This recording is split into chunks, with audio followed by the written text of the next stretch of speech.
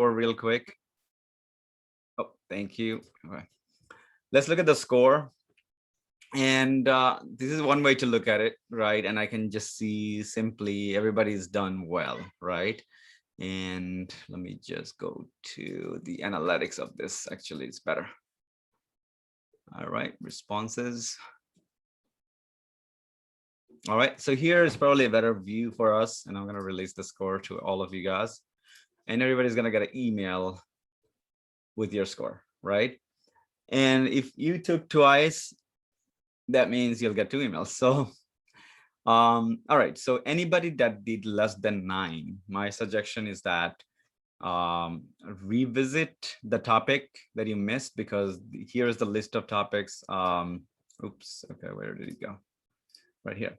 Here's a list of topics, and we can probably touch base before the class starts for like few minutes. So as you can see that most of you guys did fairly well. If you got a 7, if you got a 5, and if you got an 8, my recommendation is go back and study, because this quiz meant for like almost like 10 or 9. That's what my expectation was, because it was fairly simple and easy. You might have seen that. And yes, there are trickiness to that, because reading, and again, the reason why I made it tricky is because reading is one of the quality, or at least being patient is one of the quality a QA or QA analyst should have in order to be successful in this job. So nothing should be done faster. Everything should go slow in QA, because you never know what you will miss. The trade for doing things slow is way more important than getting things faster and then having problems later. So that's the way we should be always thinking about. So here are the different questions. So let me go into the one, and I'm just going to explain these questions before I move forward. The first one is, how do you insert comments in Java code? There's 2 ways, and I left it tricky. Whoever did one of these, you guys got it right. So the first one, as you can see, this is a comment and this is a multi-line comment. Both of them are valid. We talked about it. If you chose this one, then, you know, like in theory, I was hoping that people would choose this one, but I still want to give you guys points for choosing this. So I pretty much set up my question this way. I am asking for comments. I am not saying multi-line comments, right? But still, you got a point for choosing either one. Both of them, syntax-wise, both of them are correct, okay?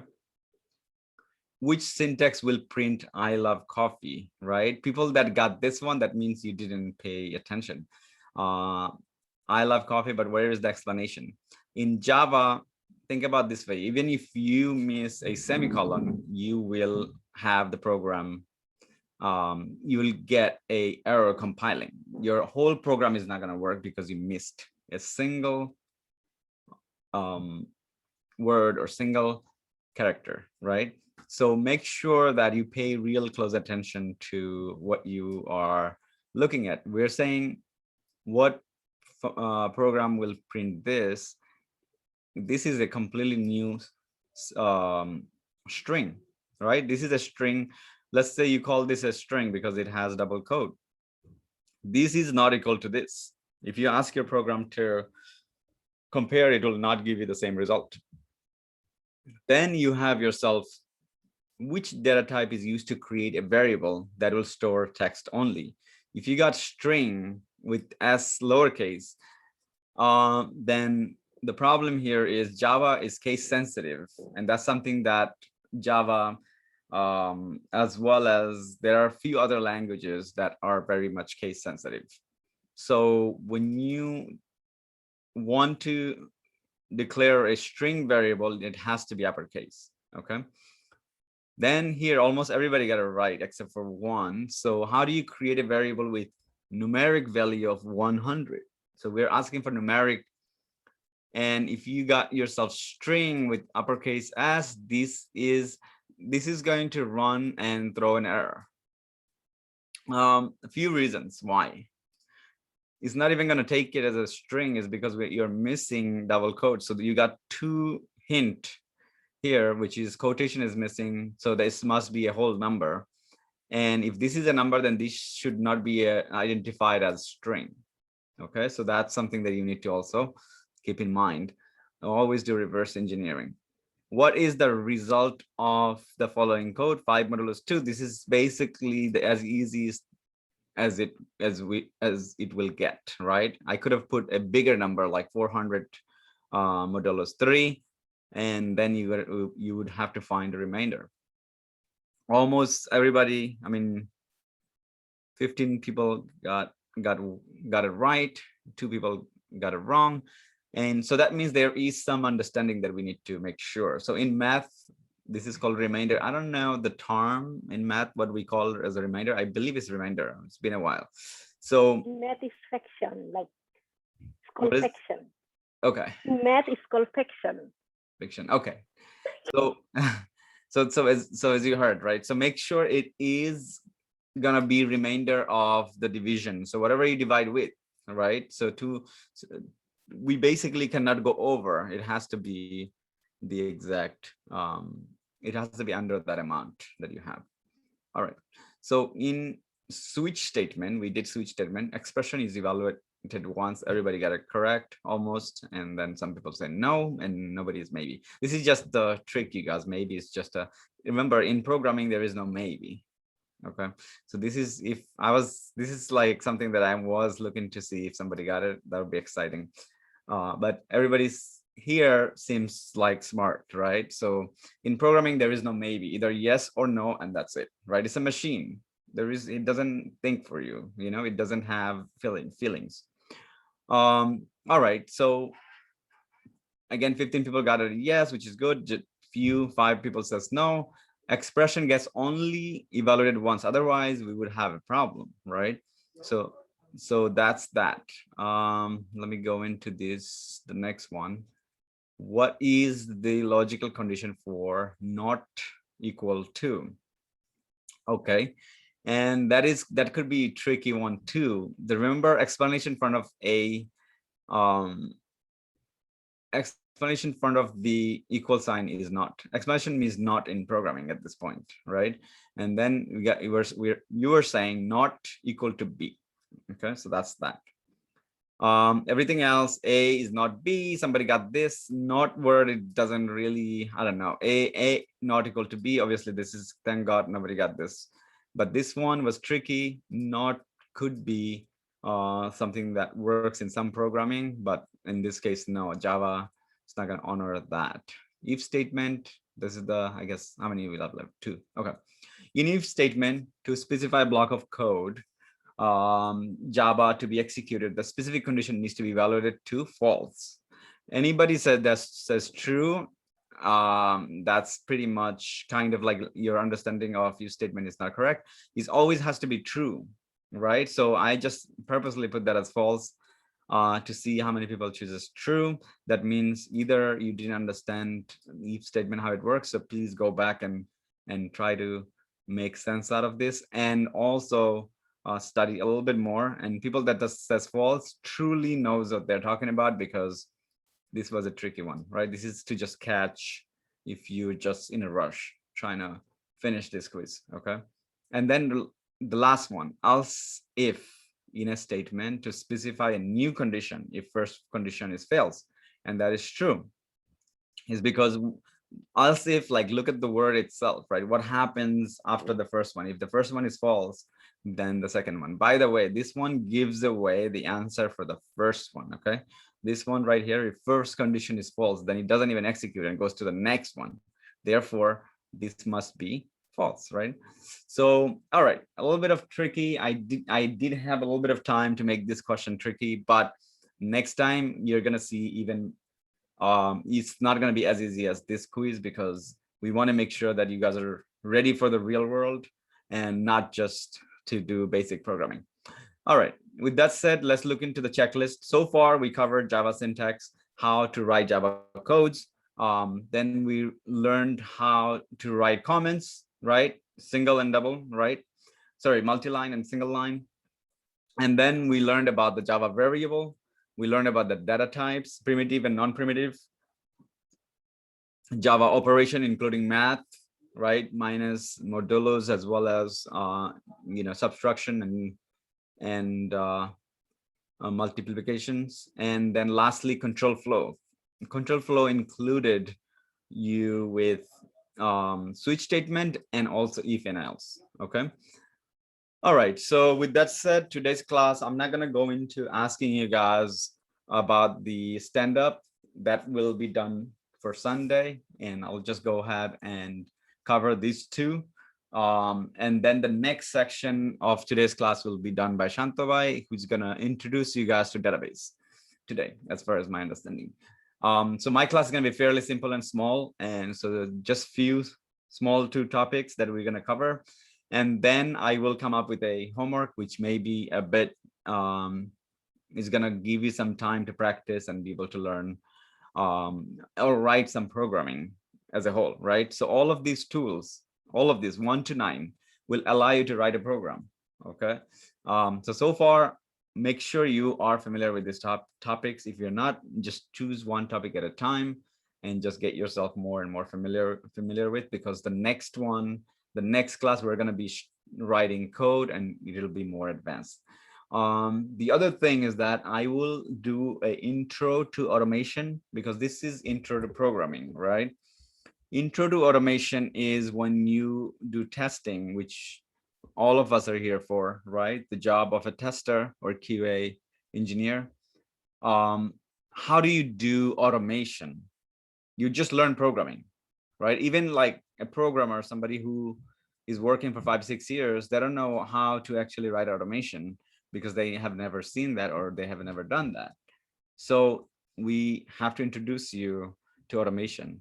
And then we have to talk about, do we automate everything or do we automate things that we need, right? Do we just automate because we can, or do we automate because that's the right thing to do? So we'll talk about all of that into intro to automation.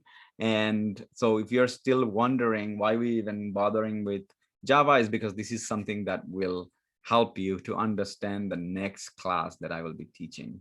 All right, so with that said, let's start with the first thing first. So your next class will be Sunday? Next class, half of the class, I believe half of the class, the first half maybe is mine, but we're gonna three of us are going to have a chat, and then we'll decide who's going to take the first half or second half, but it'll be Sunday at least for me. Okay. All right, so let's talk about the loop, right? And let me go into this right here. What is a loop on the first place? Do you guys, who wants to take this on? Anybody? All right.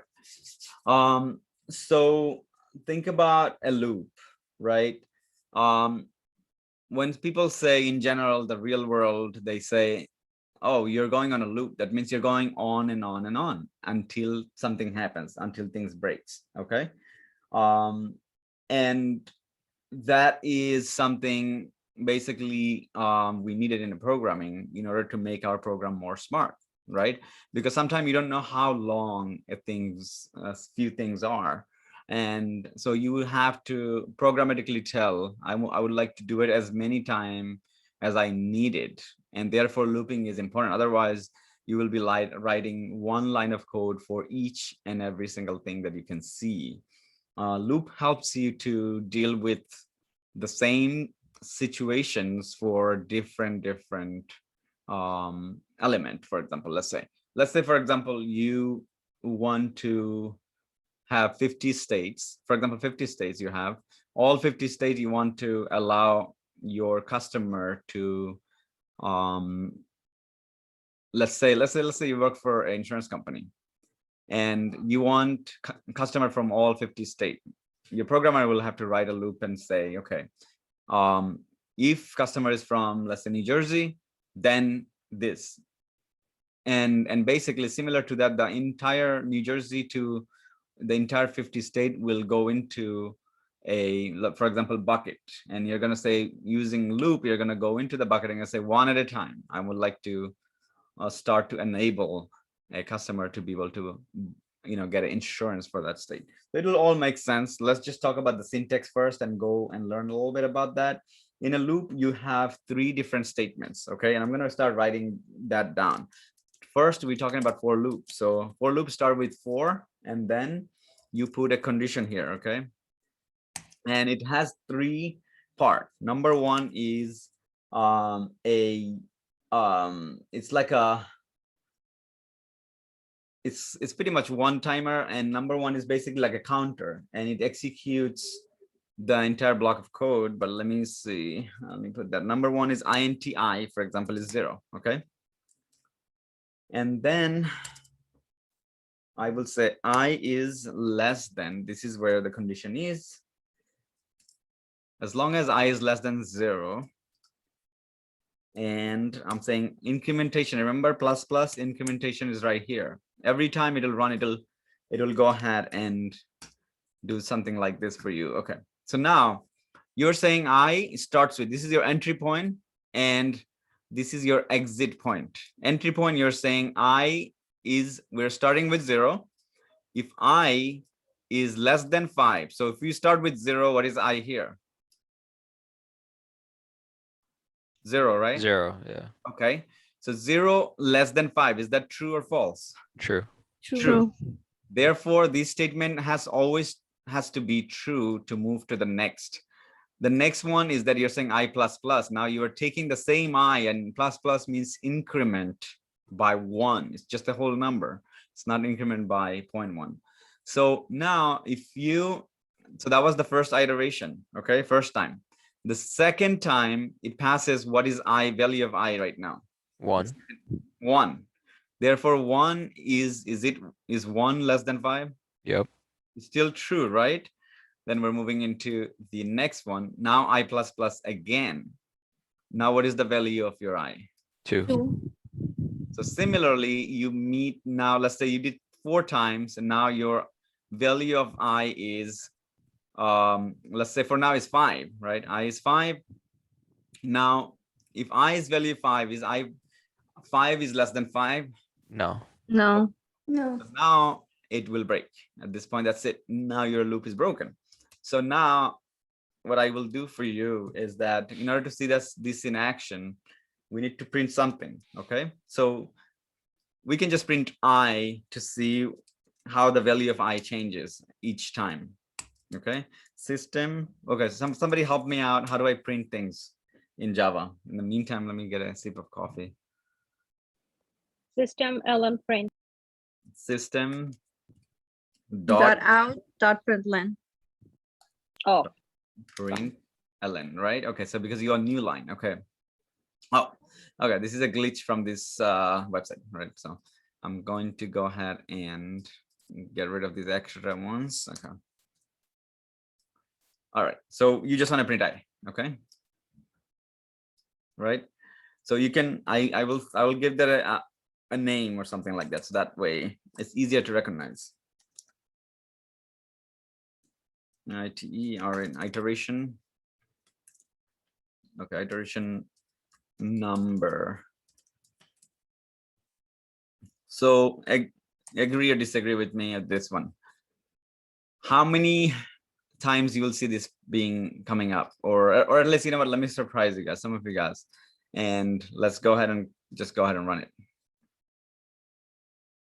All right, so it started first with 0, okay, and then it went through this thing, then went to 1, 2, 3, and 4. How come I don't see 5 here? Can you guys explain why there is no 5?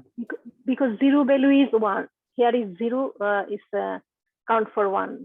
That's why it's 1, 2, 3, 4. 5 is, Yes, there is no 5. exactly, because the moment it finished with 4 and it came here to say, okay, now we got 5 is less than 5, that's when it's okay, no, never mind, we're done.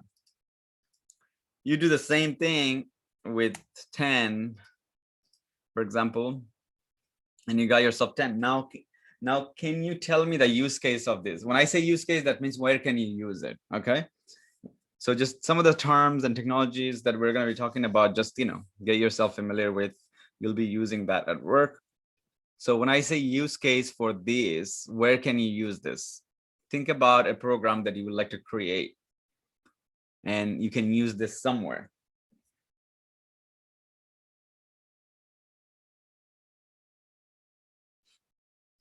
Okay, and yeah, while you think about it, let me explain some of these things. Can I also do this? I is equal to or less than, right? Can I do some math? 10 plus 1, right? Can I do something like this? Is this complicates things, or is this gonna work? Who says it's not gonna work and who says it will work? I think it'll work. Right? As long as the math is correct, as long as you're using the right operators, it will work. Now, where is the need? When do you have a need for these type of things? There will be special situations where you want to do plus or minus 1 or something to make sure that it matches the criteria that you're using your for loop for. Okay, so the next one is while loop. I believe in Java there's 2 loops that we are able to use. So let's talk about the while loop. I think for each loop is there. I don't know if it's for, yeah, we'll talk about the for each loop also. For each loop works with an array, and so I will not show you for each right now until we touch the array. Let's talk about Teacher, teacher, sorry. Can you please one more time explain I equal to is less than 10 plus 1? Can you please explain here? I don't understand actually. Okay, sure. So let me just move it back to 5 so it's easier to visualize, right? So what you are saying with this statement here is that I would like to run this 5 times is because you have 5 here. Yes. And anytime you start a loop, right? Anytime, think about spinning a let's say globe, right? If you have a globe in your office or something and you want to spin, you need to have an entry and you need to have an exit, meaning where do you start and where do you finish, right? Otherwise it may go on and on. In programming, if you don't have an exit, then it will run forever until your system crashes. Okay, until your system no longer wants to perform those tasks. Each of them goes as a task to the processor of your computer. And so this browser will crash if I create an infinite loop. It's called infinite loop. So it never stops. Okay, so these things will gonna continue going to print out until it reaches the maximum number. And at some point it will probably crash before it reaches the maximum number. So in programming, you don't want to be in infinite loop. Therefore, first, the entry point is I is equal to 0. You can even say entry point I is equal to 1. It's really, really up to you how you want to do this. And so the first section of your loop is entry.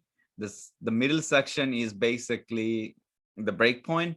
And then the last section is incrementation of your entry point. So that way, if you tell somebody, okay, if you are trying to move, let's say 3 times the globe, you want to move 3 times, don't you have to count to say you actually did 3 times, or are you just gonna like guess, right? So in order not for us to guess, we're actually counting right here. This is the count. Each time it passes a rotation, it will add 1. Okay, it will add 1. This means add 1. Plus plus is just incrementation by 1.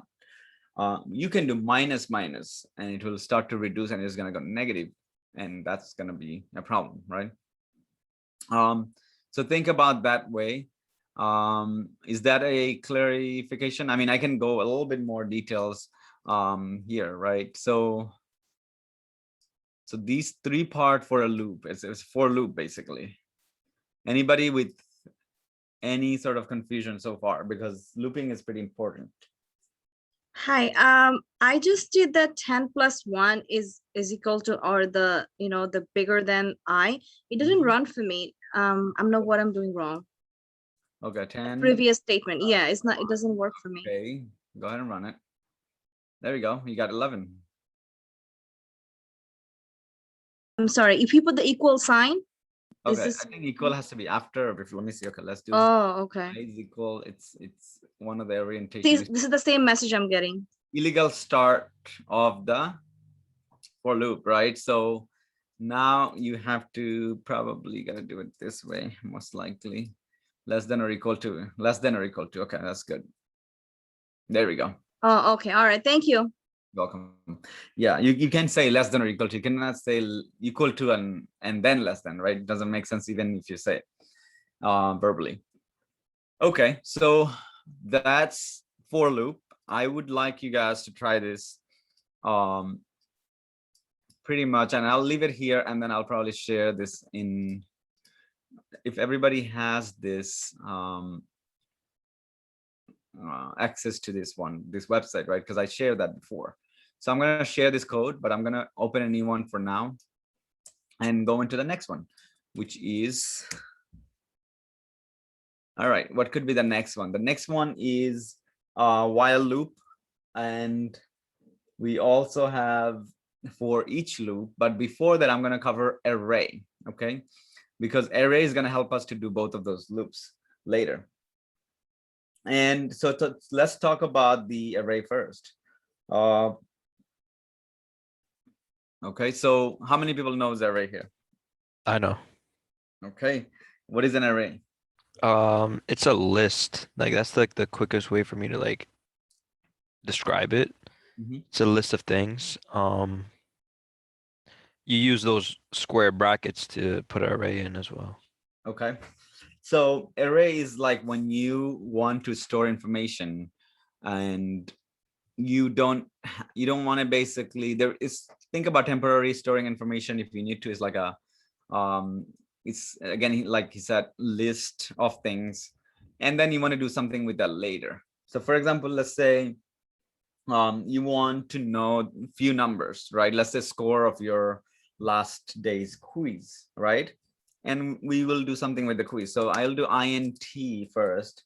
It's an int array. Array can be done with a string int, even you can do array with character. Okay, so just remember that, because that is important, that you're able to do it with different data types. So int, and then I'm gonna say your score.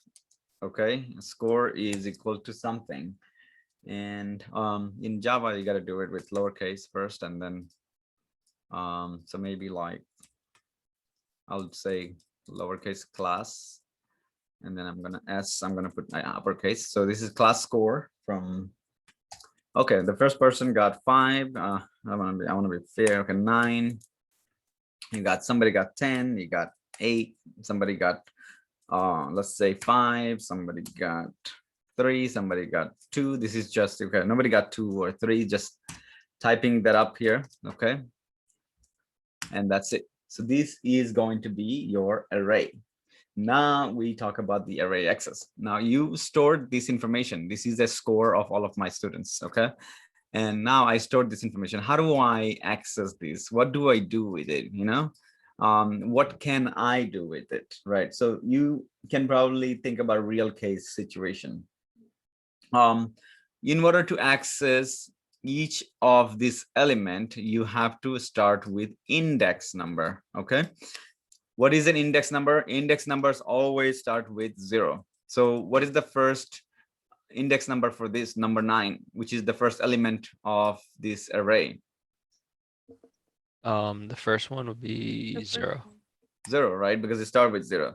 The second one is 1. The third one is 2. So you get the picture. The last one will be, let's see, 1, 2, 3, 4, 5, 6. The last one will be 5. Okay. So that is a integer array, int array. Now let's say, just for the sake of argument, let's just start to do some printing. So we know how this one works. Print out dot print ln. I'm just going to type it because it just, okay, it doesn't.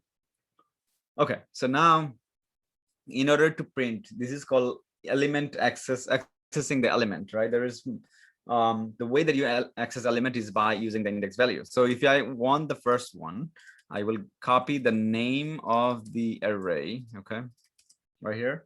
And then I would have a square bracket, and I would put the open and close square bracket, right? And I will put the index value for each, whichever I want. So I want number 5. Somebody give me a value. 3. 3. Okay, anybody here disagrees? 4. 4, and explain to me why. You can start off from the 0. So start saying 0 and then go to 5 and tell me if you're correct or they're correct. Oh, no, my bad. Sorry. All right, that's good. No, it's realization is the good thing. You make mistake, that means you learn. In programming, if you never made mistake, that means you never learned. So that's a good thing when you make mistakes. All right.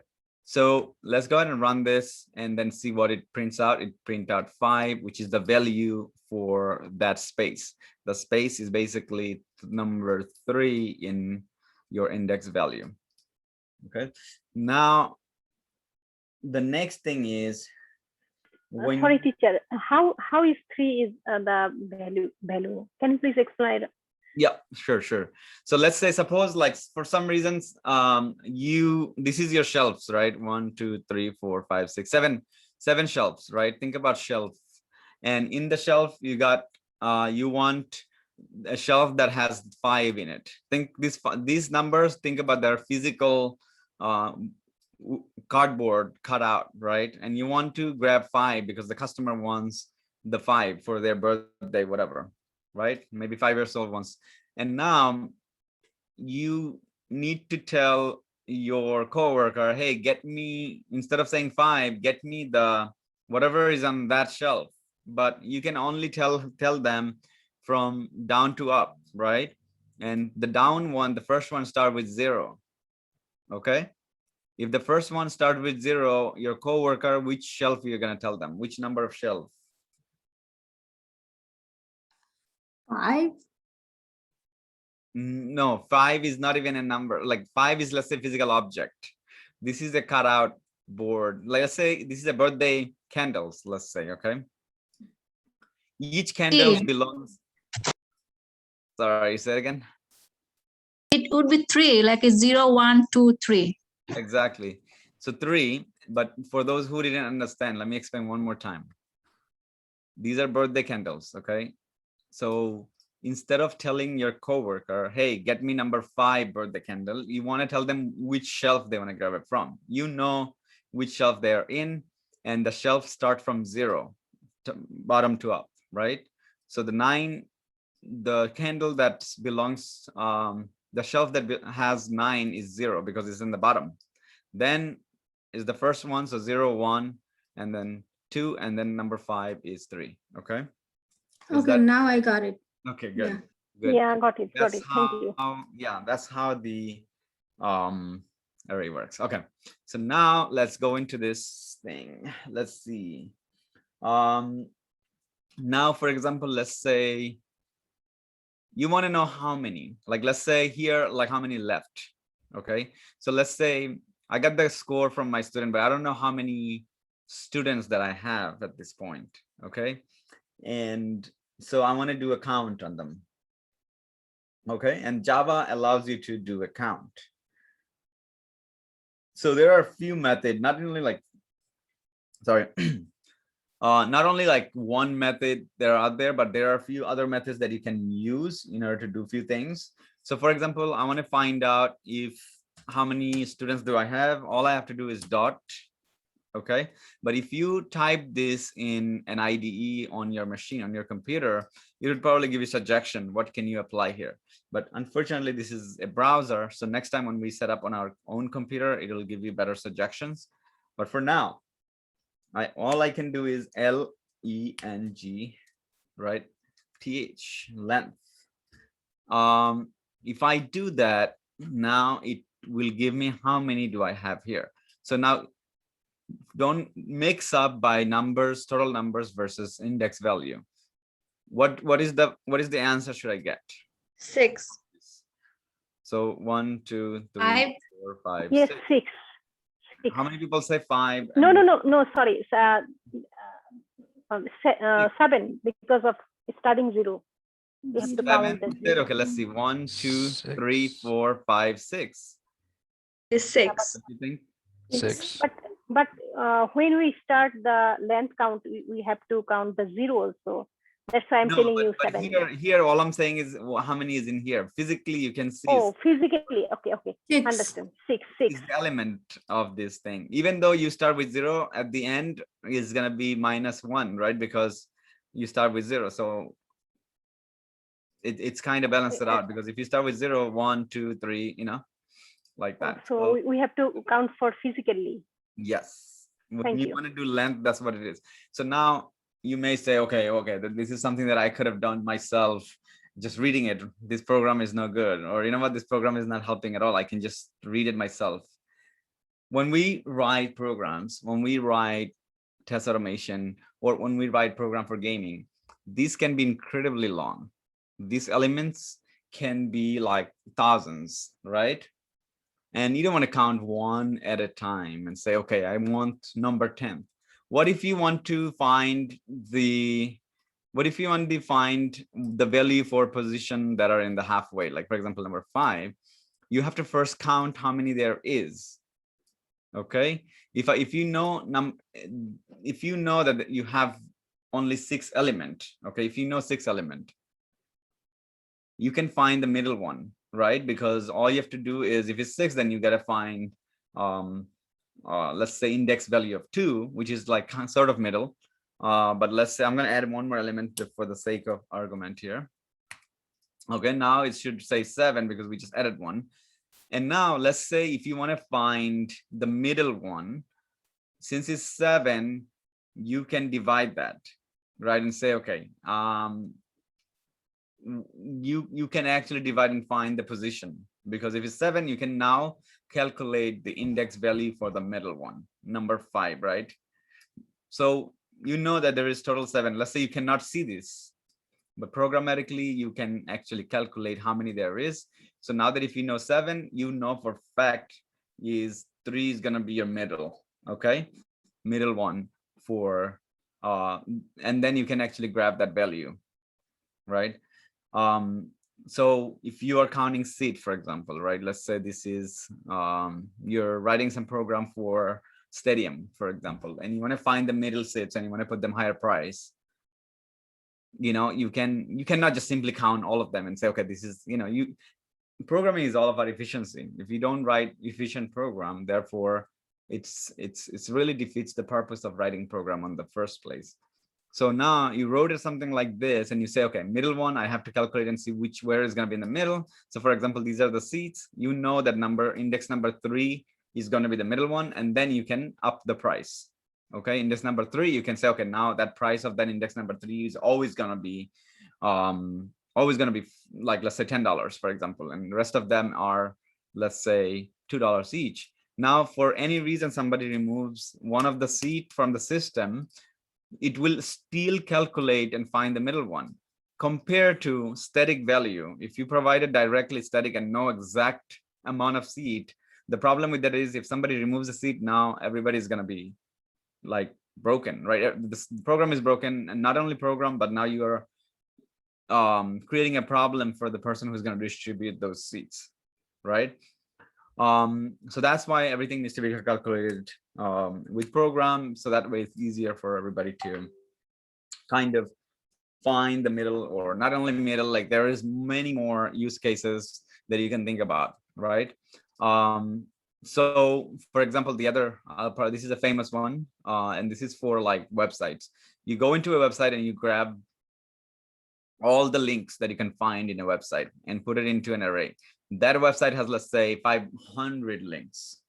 Okay, you cannot possibly do it by yourself without a program. So you grab and put it into each position. Okay, and then you're saying index number 1, I would like to do this. Index number 2, I would like to do this. So now let's do a small for loop here that that will probably be, or we can do each loop. Okay, that's probably better. So we wanted to learn about the each anyway, right? So let's go into each and learn that real quick.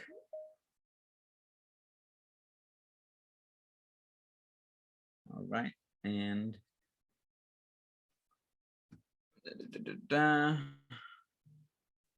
goodness, people are calling me. So let me move that down. When you do for each, you're basically saying for, and then you have to type the array name, but you have to type the variable name also, right? So for in our case, we can say int, okay, int I, and we can say the array name is class score.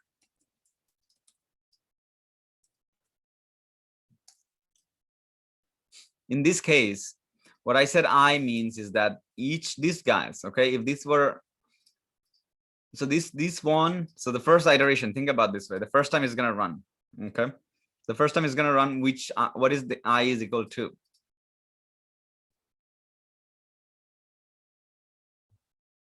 The first iteration, what is I is equal to? Tell me. 9. I is equal to 9. Anybody else want to give their before I reveal? 0? Is 0. I is 0, correct? Yeah. Okay, Yeah. so I is 0. All right. And I'm gonna go ahead and print I only, but then it's gonna be kind of useless, but let's do it for now and then we go from there. Okay. Semicolon. Oh, thank you. See, that was a purpose. I'm just kidding. Good observation. That's good. Like this semicolon has cost me so much time. If I calculate throughout my whole career, it's gonna be a lot of time because I forgot somewhere. Now I have to think about it. Okay, so what am I missing? 1 second. Am I missing probably one more of this? I think I deleted it. Okay, there you go. Okay, so Oh, it goes for each. so now here is that, right? So it's index. If it was index, it would be 0, right? Here, what we're saying is that in this array, okay, in this array, basically the first iteration, I want 9. So whoever answered first, correct. The first one I want to put as 9. The second one I want to put 10, and so and so. But because this is a for each loop, it will stop at the last one. So it's pretty convenient and useful because you don't have to say when to stop. Okay, so that is your for each loop that we just did it with our own array. And then, okay, so it's giving me the value. Okay, now if this was a for loop, now you would be right. Okay, so I literally have 3 minutes and then Shantava is going to take over. I'm getting the reminders. So if I leave you guys with the last loop, right? We will pick it up then on Sunday. So not a problem. Take it easy. And then the other thing is, just expect a homework from me. This time you'll have to write this thing as a part of the homework. So I will send out that homework. I is equal to, if I is equal to 0, and then we got this I, and then we can do probably class score dot length th is okay, and then I is less than that. Okay, and I plus plus. I think we should probably do another class and then kind of okay, so in this case I is 0 because that's where it started with 0. In this case, this is where we're saying each value is I at some point, right? So now if you print it, it will, you see, it's giving me 0 to all the way. Now, what if I want to print the value, not I, with for loop? All I have to do is class score, okay? And then remember how we did this? And now it will get me the value. So now it's gonna do the value right there, 9, 10, same thing, 9, 10, two different things. Anyway, guys, I gotta go. Shantabai, if you're here, take over. Sorry, I'm in a rush. I have something to say. From the previous class, if you could have attached the notes with the recording, it would have been better because we can at least go over that. Sure. We will do that. I will share this notes that I already have. I'll share this with you guys. For now, because we have a limited time, we want to make sure that things are being done timely manner. But also reach out to me if you have any questions. I'll send this code and things like that. I'll send it out to you if you need any help. Okay, I already posted on Slack, but I think you didn't see my message. Yeah, I think I replied to that, but we'll talk about that after the class. I'll see you guys on Sunday, guys. Bye, take care. Okay, Joel bhai. Thank Thank you. you. Thank you. So can you hear me, everybody? Yep. Okay. Yes, So yes. anybody want to take like 5 minutes break and then come back, or I'm just asking, or I can just keep going? I think we're good to go. Okay. So Joel bhai had a emergency from work, so he had to leave. So recording is still going on. Anybody can see my screen? No. Okay. Otherwise, so sorry, I just getting back. The people that had a meeting with me, they canceled on me. So Oh, that's great yeah. actually. So you want to continue? Yeah, I can continue. It's not a problem. Okay, that's Yeah, great. that's what actually. happens. So, Last minute things. Sorry, guys, we had a meeting going on, so I can continue. Okay. So Okay. you can take a break for 5 minutes, 2 minutes. Let me know, or we can get started. Okay. So I'll cover that because there's pretty interesting topics today. Sorry, Shantavai, I had you waiting. no problem. So I'll just keep mute. Okay, thank you.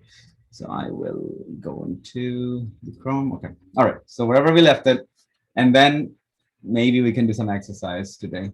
All right. So yeah, it is what it is. Sometime at work, you get a meeting and then people cancel last minute. It's just all right. So next thing is we talked about for loop. We talked about this was for each loop, right? Oh, sorry, for each loop, you got for loop. And let's talk about while loop. While loop is basically, and I don't see a lot of use, I don't really use too much, but while loop is pretty self-explanatory. It's that you got a condition, it has to be true. This guy has to be true in order to continue, right? And if this guy is true, then the next thing is going to happen is it's going to run whatever is inside of this. Okay, it will run whatever is inside right here. Okay, so this is what I will do.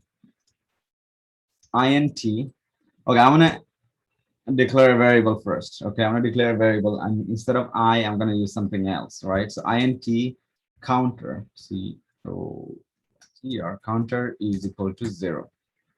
Okay, this syntax is to declare a integer variable, and then I'm saying while my counter is less than, okay, well, my counter is less than, let's say 10. I want to do something, right? I want to print something, for example, let's say. So in this case, I'll just print out the counter just for us to learn this. And the counter is basically counter, right? So I'll go into that real quick. Okay. 3 different loops, guys, and trust me, it's gonna make you a better coder if you pay attention. So while loop counter is starting with 0, right? The first time it goes through the loop, think about a circle that is going around. The first time it goes, it's 0, and 0 is less than 10. Yes. Yep. Yes. So this is true. Therefore, this will print. Counter is equal to 0. Therefore, it will print 0. Okay. The second time it goes, what will happen? And why not? And what am I missing?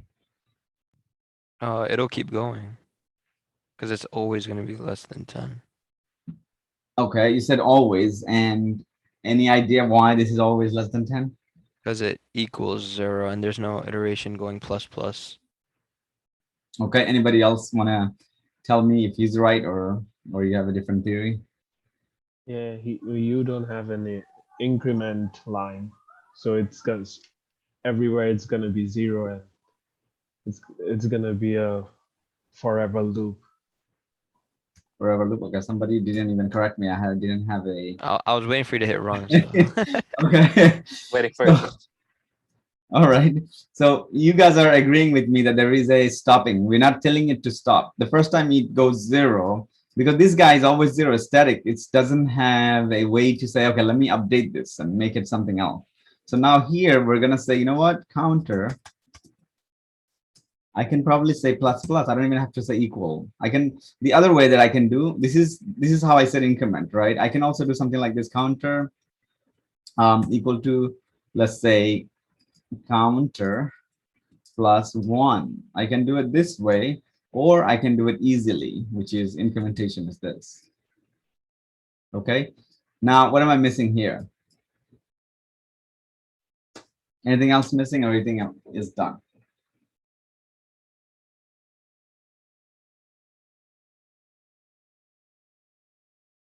This is actually easy one. So if you pay close attention.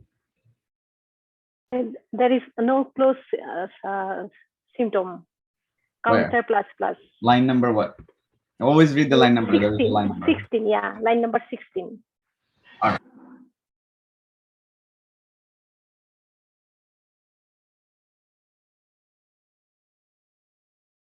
It's not clear to me. I didn't get anything. I mean, I didn't understand anything. I think you're muted. Your mic's not working. Can't hear you. Yeah, we can't hear.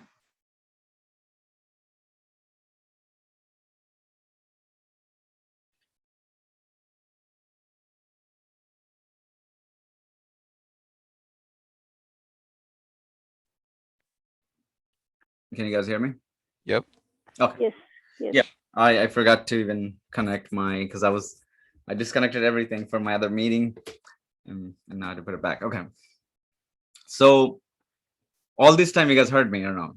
Missed a lot of it. No, we didn't hear anything. Oh, okay. So this is okay. This is where somebody found the semicolon that I was missing. And then I will explain this again, 12 to 16. First, we created a variable called counter. Okay, it could have been I if you wanted to. It could have been anything, because that's you. That's you as an engineer defining what it should be. This is your world. So now you say a counter is equal to 0.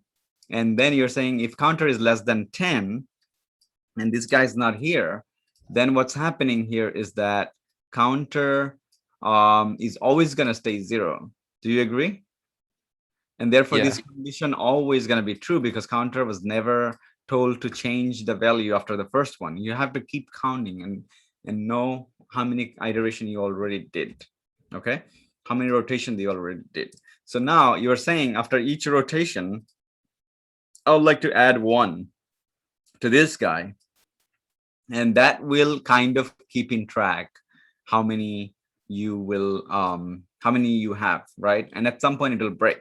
But if we didn't put this guy, your browser will break rather than code, because your browser doesn't know when to stop, right? So that is something. So now okay, so now let's see. Okay, so I don't want to print this out. Somebody help me with this. I don't want to also print this out with this was for previous. Put the comment thing in front of it. Okay, how do I do multi-line? I don't want to do single line. I want to do multi-line here. You put the asterisk with the /. This, and then you're saying this. The other way around. Okay. This, and then that. Yeah. Okay, that's good.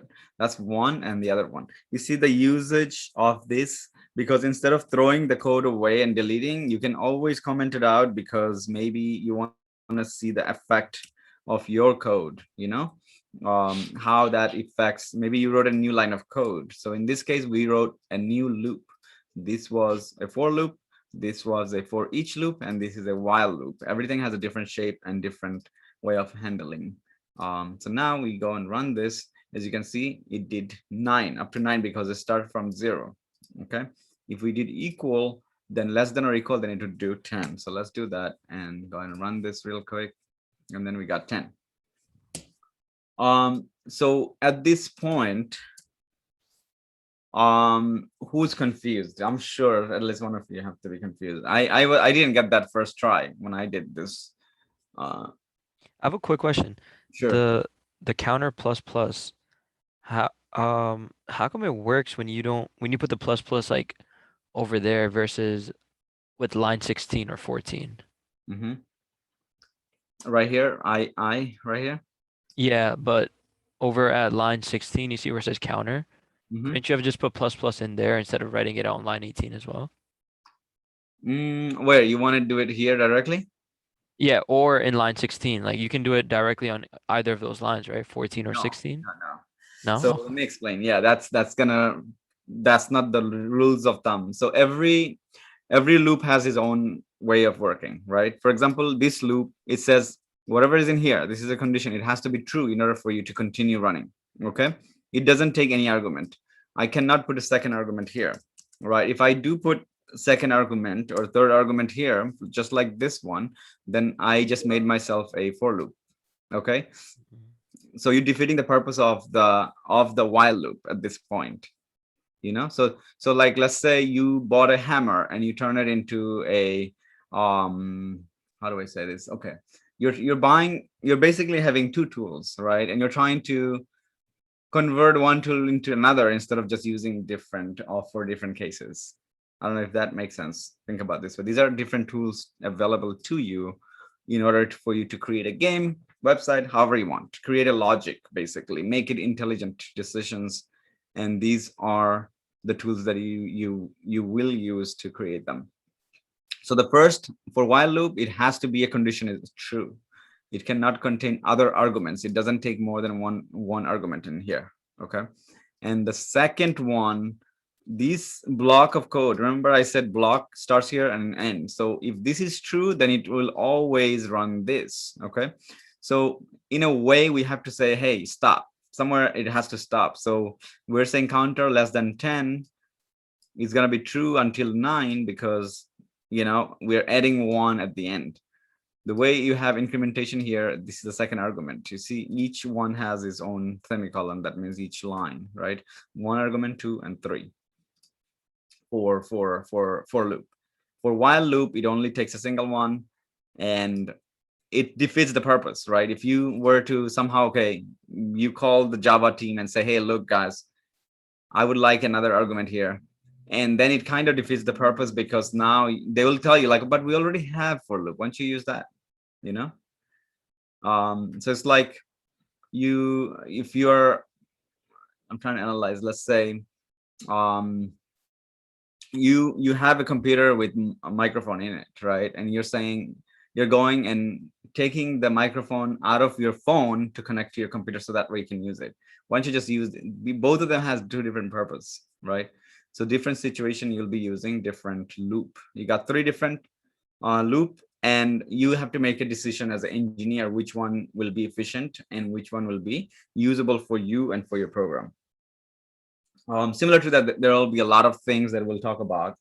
So let's go with array. I mean, you guys clear with loops, or you guys need a moment to realize, and we will talk about those.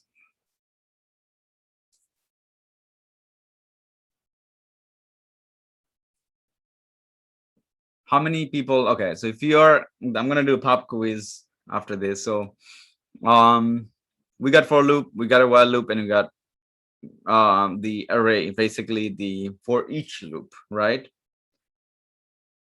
Which one do you think you didn't understand that I can explain?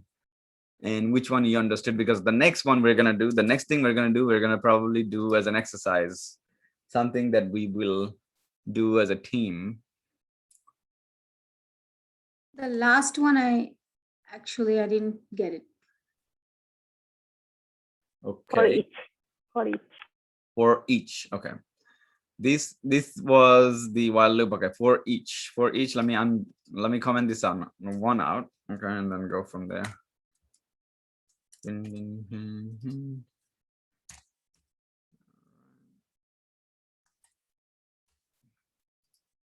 Comment out, comment out. Okay. For each is basically the simplest and easiest way. So in the instance of using for each versus while loop, you can probably use all 3 loops in this condition because you have an array. But which loop is more efficient? That's my question. So if you have an array, it makes sense for you to use for each because it doesn't need a breakpoint. It doesn't need where like counter is I++ or counter ++ or anything like that. No incrementation, because what you're saying is for it means each element in this, okay, in this array. Do you agree this is an array and this is an integer array? Yeah. Okay. Yes. Okay, so if you agree this is an integer array, and you, as you know, array contains more than one element. Each one of these is an element, okay? Mhm. And you would like to iterate through and find all the elements and print it out just like this, then this loop makes more sense. Or you could have used for loop in here. Yeah. And I Yeah. think we did. You could have Yeah. used while loop, right? And you can say, instead of saying counter, you can say while class score dot length is while let's say 0, yeah, counter is less than class dot length. All right, class score. You know what, let me make this more relevant for us to understand that actually all three loop can be used if you want to, right? Anybody still don't understand the word loop in programming, please speak out, because when we do automation, this is pretty much given. You will be expected to know this. So now, how do you make this guy work here instead of like numbers? I don't want no numbers, right? So then what I will do, class dot score, and I'm going to say, I want to add at the end, I'm going to dot le length, okay? And then instead of counter, I want to print the class score. So I'm going to say class score, and I'm going to just do this thing right here, counter.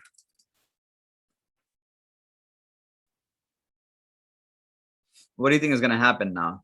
Now that I put a counter, do you think each one of them will print at a time?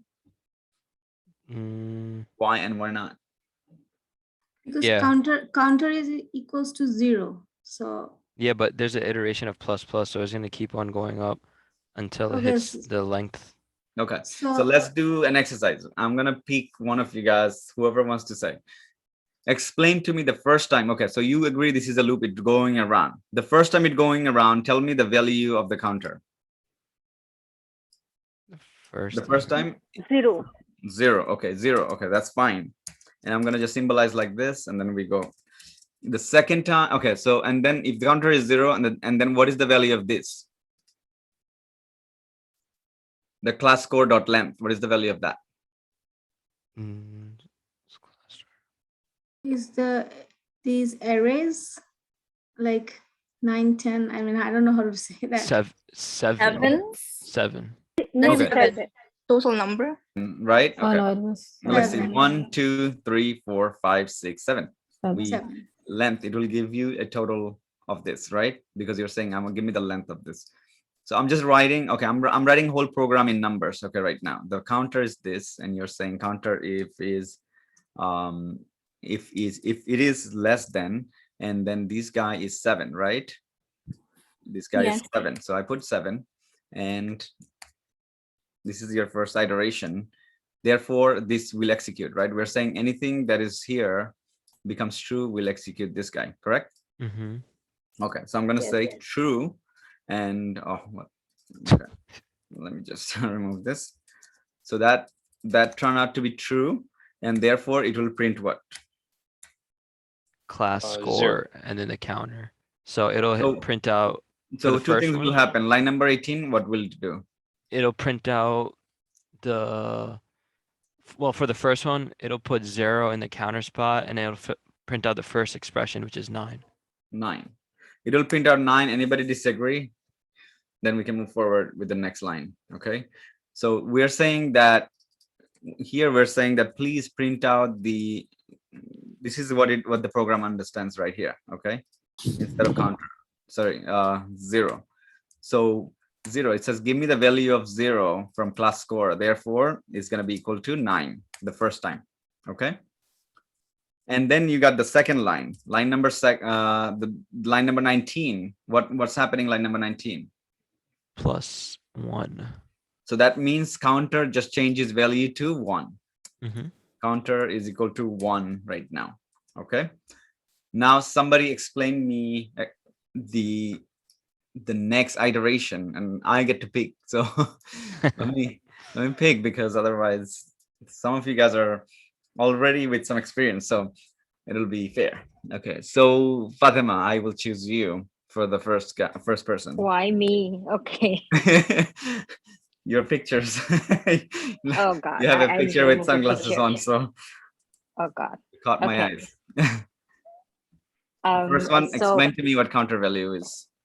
the second one, because in each cycle it goes plus plus, the iteration goes the value 1 up. So So that's the next one. one will be 0 plus 1, 1, which is still true because it's the value is less than 7. Okay. So it goes to the next expression. It's the value is 10. The class score value will be 10. So in program understands this, right? Which is 1, you're saying. 1, And then yes. equal to, it give you the Second value. 10, right? Because it's 1. Yeah. Okay, that's the value you're getting. The next line, counter. The counter number will be then So 2. 1 plus it's 1, 2 2. because counter current value is 1, and then you're saying 1 plus plus 1. plus means add 1 1. value. Okay. Yes. So now you got 2. Okay. All right. Next person. Thank you. Famida, you're next. Okay. So it would be 2 less than 7. So Okay. which is true. And then the class score it will print would be 8 because for the array it's the score is 8. I mean the number is 8. Okay, so it'll print. Okay, so like Class class code, score. what? Class score for 2 Okay. it will It's gonna print be 8. 8, right? 8, yeah. Okay, makes sense. And the counter would be You already had increment. 2. Yeah, so it'd be 3. Hold on, let me just fix this so it's better to understand. Okay, so it's a 2, and then you got plus 1 because of the plus plus. Yeah. Increment by 1. Perfect. Okay, good. That means it gives me a confirmation that you guys are understanding. All right. Who? Can I try one to see if I Yes. understood? Go for it. Go for it. Yeah, I was looking for you, but okay. Okay, so this is going to, because I don't have any background from IT, so I'm just trying based on what Now you explained. do. Now you do. Okay, so this is going to be 3 less than 7. True or false? 3 less than 7. Yeah, true. True.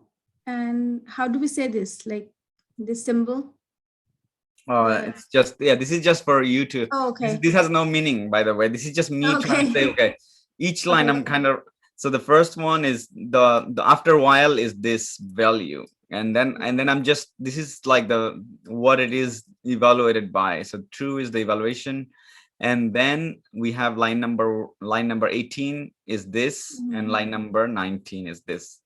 What Okay. the program understands. Okay. So then print class score 3 Okay, so that's what it understands. 3 was the value of 3. equals to, I can't see the thing, is 5. Yeah, 5. Okay. And line then number this one I don't know. The counter. What is the current value of counter right now? Plus. No, but what is the current value? What 0, 0, 0. How is it 0? But didn't you start with 3? Oh yeah, right, 3. So it's going to be 2 plus 1 or? No, so why is 3 plus 1, sorry, 3 plus 1. Yeah. Yes. So the reason why you started with 3 because the value of counter changed by the previous 3 iteration. Oh, okay, I got it. Yeah. So they added 1 every time they finish, they add 1. Like for example, your friend, let's say, how do I put this into? Okay, if you're playing game, I don't know what kind of game, but okay, like those running games, right? Each friend takes a stick and run, for example. So this is your first friend took a stick and run one rotation through the whole field. The second friend took and do another rotation, and third friend, but each time they do it, they do single rotation only, because that's how the loop works. 360 rotation is done once, right? So each rotation, each cycle will be added one. That's what we're saying with program plus plus. Okay. So now if you started with 3 because that's where you are, therefore 3 plus 1, because at the end, line number 19, its job is to say what is the value of current counter is 3. Okay, then I would like to add 1, which the meaning of plus plus means incrementation. Okay, All right. and I have another question. How we will know that where to type what? Like, let's say you wrote here counter plus plus. I mean, how do we figure out that we have to type this thing? Counter? Yeah. It Let's can be say anything. you see here in line 19, it says counter plus plus. Oh, so how do you know you put it here Yeah. versus here? Like in Yes. 18? The thing is that you put it on the bottom because you see you want this as the last statement to execute. If you executed this before, then this will pretty much this will not have the right value, right? If you put this counter plus plus right here, by the time it gets, this counter is here is changed already before even getting to have its chance. You're killing the chance of the counter, the value or whatever rotation, and you're always skipping. You're always skipping the one that you want. Okay, so you're gonna end up skipping everything. Nothing will happen most likely. Teacher, sorry, I interrupt. If I cannot use the 19 line number 19 counter plus plus, what will happen? Oh yeah, that's a good question. That means you're going for an infinite loop. Infinite. How many people know how big is infinite? No limit. No limit, right? No limit. Okay, so if it's no limit, what's gonna happen is it's gonna continue to try numbers, like it's gonna say 0, 0, 0, 0, 0, 0. It's not gonna say anything else but 0 because that's what we have, and it will only print because we're printing class score counter. Therefore, 0 is 9, so it's gonna go 9, 9, 9, 9 until your computer crashes, your browser crashes, wherever you're running this is gonna crash, and it will continue to go and print 9.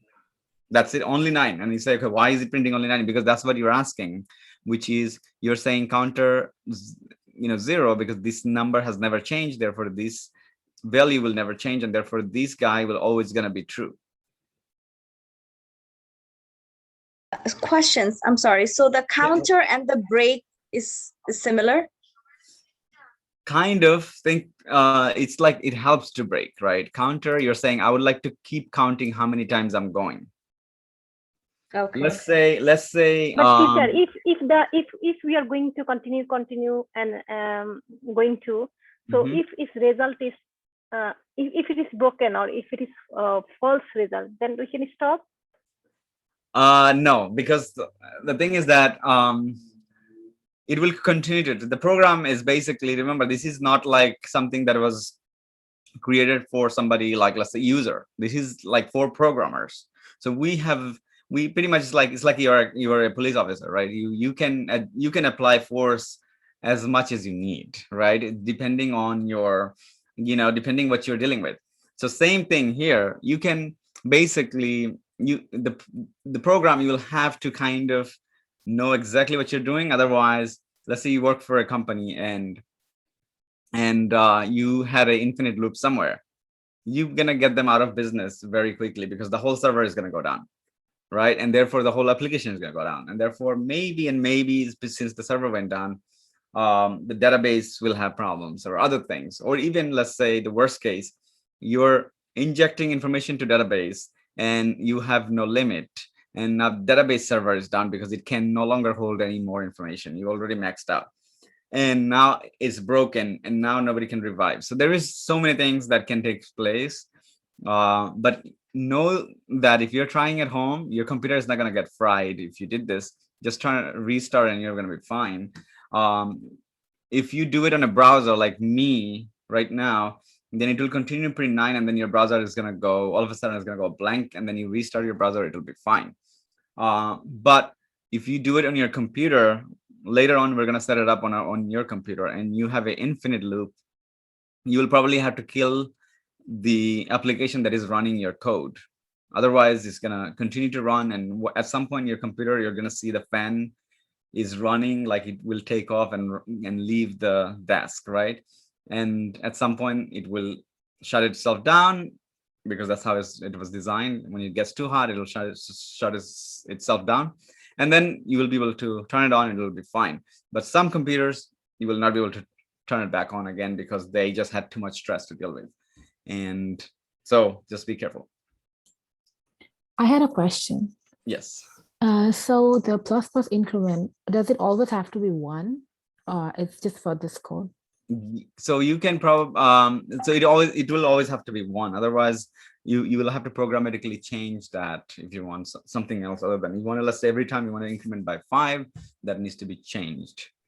Okay. Okay. What if you want to, by default it's 1, right? plus plus means increment by 1. That's it. Okay. Let's say you want by 5. Okay, so let's do this right now. Counter is equal to, you're gonna say, I'm saying counter value. I want to put counter value is equal to whatever is the current value of the counter. So current value right now is 3. So I'm saying current value is 3 plus I want to do 5. That's it. Okay. Now it will do is it will go ahead and add 5 each time, each iteration. So now 3 and 5 is 8. The next time is gonna be 13. If you have this. Okay. Okay. Cool. Thank you. You're welcome. All right. Who wanted to go next? I'm gonna just pick only people that want to go next. Okay.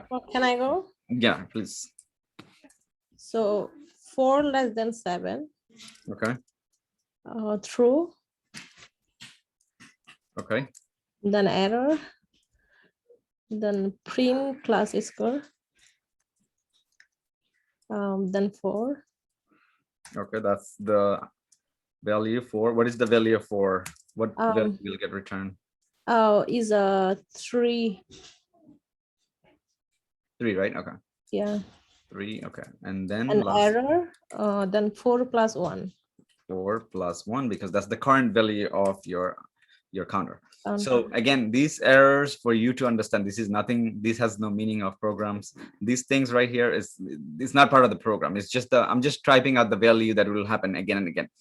Okay. Now, somebody tell me, we already did 1, 2, 3, 4, 5 iteration already done, right? We're writing down how many iteration. So now somebody tell me, is it going to continue? Yes. Okay, yes. so okay, who wants to go next? We would like to continue until it can no longer continue. I can. Okay, go ahead, tell me. So its counter is 5. Okay. It's less than 7. Okay. And it's true. Print class score is 5. Is previous iteration. Okay. So equal to maybe 2. I cannot see the number. Yeah, maybe 2? 2. Okay. Yes, 2. So then 5 plus 1. 5 plus, okay. 1, because 5 previous plus iteration 1. is 5 and counter plus is 1. Okay, good. So Thank you. Good. All right, who wants to go next? Is it okay? First question, is it going to continue? Yes. Until Okay. 7. Okay, so who wants to go that didn't go? Can I try? Please go for it. Yeah, so we're gonna go with 6 less than 7. It's 6 because counter plus plus, so you go up 1, and then the class score will also turn out to be 6, and then it will be equal to Oh, sorry. Yeah, this is 6. Okay, fine. And then what is the equal? 4. 4. Right, and then the last variable would be 6 plus 1. Plus 1. Okay, good. All right. Is it going to okay, so let's see who wants to go next. Anybody wants to try? I'll go next. Okay, go ahead. You got 7 less than 7 7. Less than 7. Is it a true or false? It's false. False. Okay. Okay. So what's happening next? Is it still we're gonna start writing, or we're gonna do Nah, what? it stops. It just It breaks. doesn't- At this yeah. point, we are EAK actually. Okay, be right. At this point, it knows because it's false. The condition was false. Therefore, it doesn't want to do anything. It doesn't want to even go into the block. That's it. Done. program is off. So suppose you didn't, like the program didn't know when to turn itself off. That's going to be a huge problem, right? That's going to be a huge problem for a lot of the companies out there that are using and having different kind of products for people. All right. All right, so let's go into array, because I feel like you guys had a great experience with the, was it while loop? Okay, while loop. Okay, so all right, let's go into the next loop, because I think for loop deserves a little bit more explanation. We did this and I feel like we're leaving for loop like it's nothing, you know? For loop behind. Okay, I will go ahead and okay, that's good. And this thing, I'll probably also put a, 1 second, sorry. This and this, and go into this. By the way, anybody else, anybody that is going to learn any other language in the future, this is probably the best language you're learning, because this will prepare you for learning other languages also. And it's easier to learn other languages when you know this. Okay, so, all right, cool. So let's go into your for loop. Let me go ahead and undo this. All right. Teacher, one So more let's- question, Sure. please. Sure. Actually, we don't understand. Actually, I don't understand why you put the. Can you please scroll up, scroll Mhm. out? Yeah, here in 25 and 27 line. Why you put the symbol is Right here. yeah, why? Okay, so this was a quiz question, so I'm going to answer that. This is a multi-line, so beginning of the comment, end of the comment. Okay, end of the comment, beginning of the comment, end of the comment. It's a multi-line comment, right? Yeah, Beginning I of the understand, comment and end of the comment. So what's happening here is that anytime in program, and if you don't know, oh my god, this is one, this is another one, where is, and this is one, you just got to follow the trail. If you actually use a tool like this, or maybe use any other tool, if you click on it, it'll tell you that where is the end. You see it highlighted the last one. So this is the opening and this is the closing, and basically this guy contains the whole thing. This guy is a container for the whole thing. You click on that one, and now you see this is highlighted. That means this guy's container of the whole thing. If I click on this, you see this is the end of it. If I click on this, this is the end of it. So each block basically have his own thing going on, right? So just keep that in mind. And then if you, like, let's say making a mistake, your program has red all over the place, first count how many. This is the opening, it must have a closing somewhere. You look. Oh, okay, it needs to have a closing. If you have an opening, it needs to have closing. So what if I do something like this, and now there's a problem, right? It will not run. And then you want to say, okay, how many do I have in this line? One opening and one closing. Why do I have an extra? Boom, close, done. So easier way for you to just go through your program and say, okay, if I made a mistake or not, just if you have an opening, you need to have a closing regardless of what kind of bracket that is. This could be curly, this could be smooth, and that could be square bracket, right? Each have a different name, right? So this is parentheses in, I guess, American Standard, right? Yes, yes. Okay, so whatever you call it, this is curly brace, whatever you call it, remember, it has to have an opening and it has to have a closing somewhere. If you're missing this and you click on it, now it will count something else as its own. And now it's including all of the text as part of this block. Okay, so each block needs to have its own closing in order to run properly. All right, for loop, again, you have 3 sections in for loop. Okay, how do we have program to say, okay, I'm done of the statement? So we got 3 statements. The first statement is entry. Remember, counter, int, start with counter is always going to be integer. Can you tell me why? Anybody wants to tell me why counter is always going to be a number? Afrina, you're if you can answer this. I'm sorry, what was the question? I was just writing down Sure. something. Yeah. Question is, why a counter or always have to be an integer variable? Because it's a number. Okay, so why is it has to be a number? I mean, it has to begin with something. It's a number. I mean, it's 0 here, right? Okay. Yeah, I mean, I understand, but I don't know how to say it. Explain it. When you count something, if you want to keep track of something, it has to be a number. Number, exactly. That's it. So the first one is basically we're keeping track that, hey, we're starting with 0. Okay, this is our entry point. Otherwise, we're going to start with negative infinity, which doesn't exist. I guess we don't know where that actually goes, right? So now if we say counter is 0, we know this is our starting point, and this is end of statement right there. Okay, this end of line right there. Then we're saying the middle one, because this for loop takes 3 argument. Okay, so the first argument we said, okay, we have a counter which is 0. Then we're saying if I is less than class score length, which means in this case 1, 2, 3, 4, 5, 6, 7. So this one program actually sees this instead. Okay, it's saying that if that's the case, and this statement always has to be true to move on to the next, right? So is this true? Because I is 0, therefore this is true, and then is going to the next one. And then we're saying that I plus plus, which is current value of I is what? 0. So 0 plus 1. 0 plus 1 is 1. That's it. So let's do the same exercise just to get you guys going, and then we'll go into array a little bit more since we have the time, and I didn't have to run out. Okay, so Joel, can I ask you a question? Sure. Sorry to bother you. No problem. I just want to understand what's the difference between a for loop and, in simple terms, for loop and a while loop. Like how I'm able to follow through the thing, but I'm not able to distinguish between them. Okay, so for loop has an entry and also has a condition. Okay, while loop only has a condition. That's it. Okay, only has a condition, but it doesn't mean you can put an entry outside of it.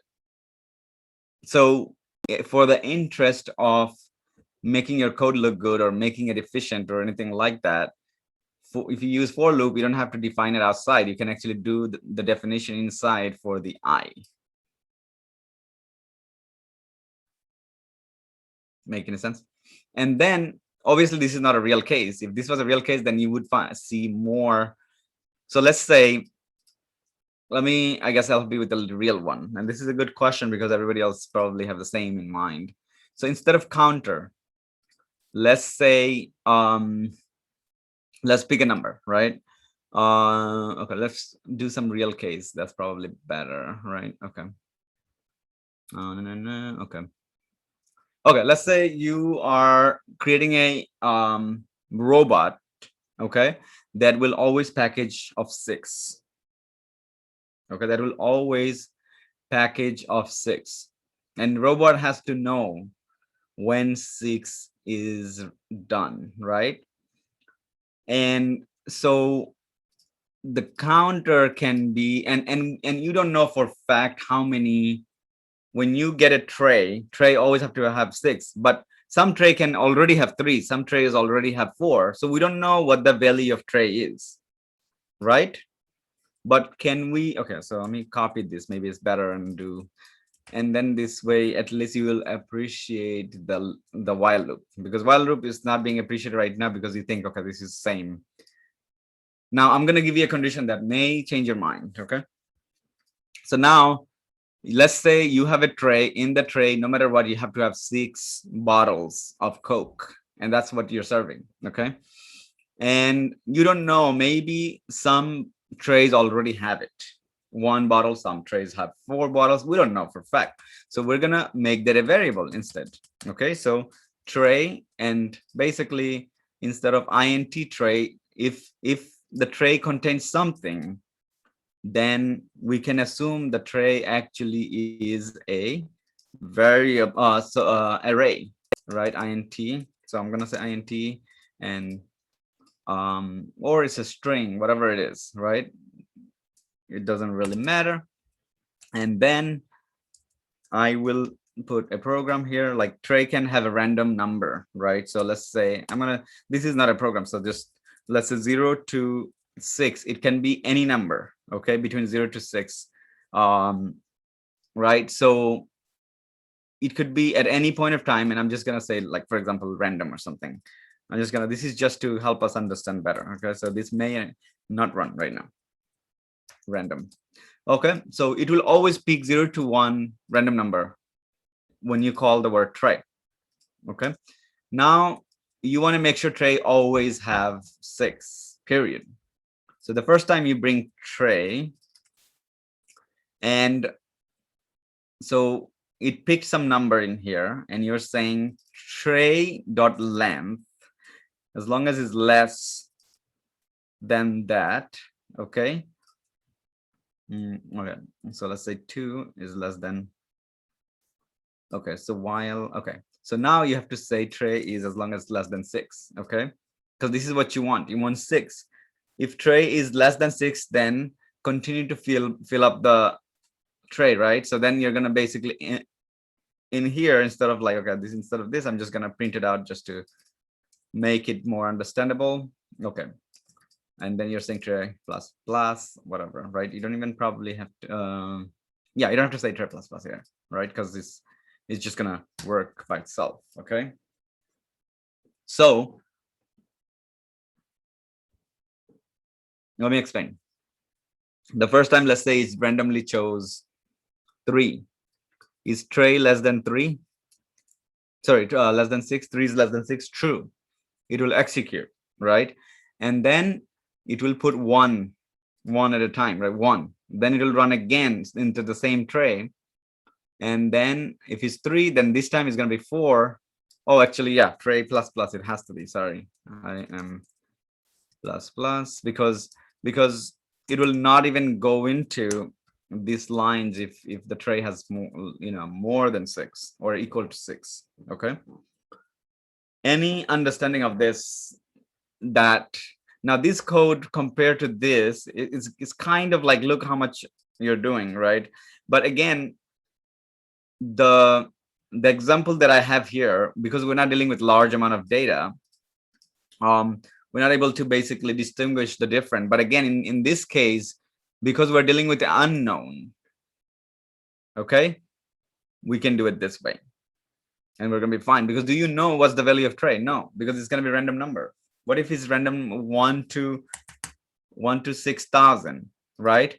If it's that's the case, and you want to take it out or you want to take it in from the tray, and you want to always balance it out by putting 6.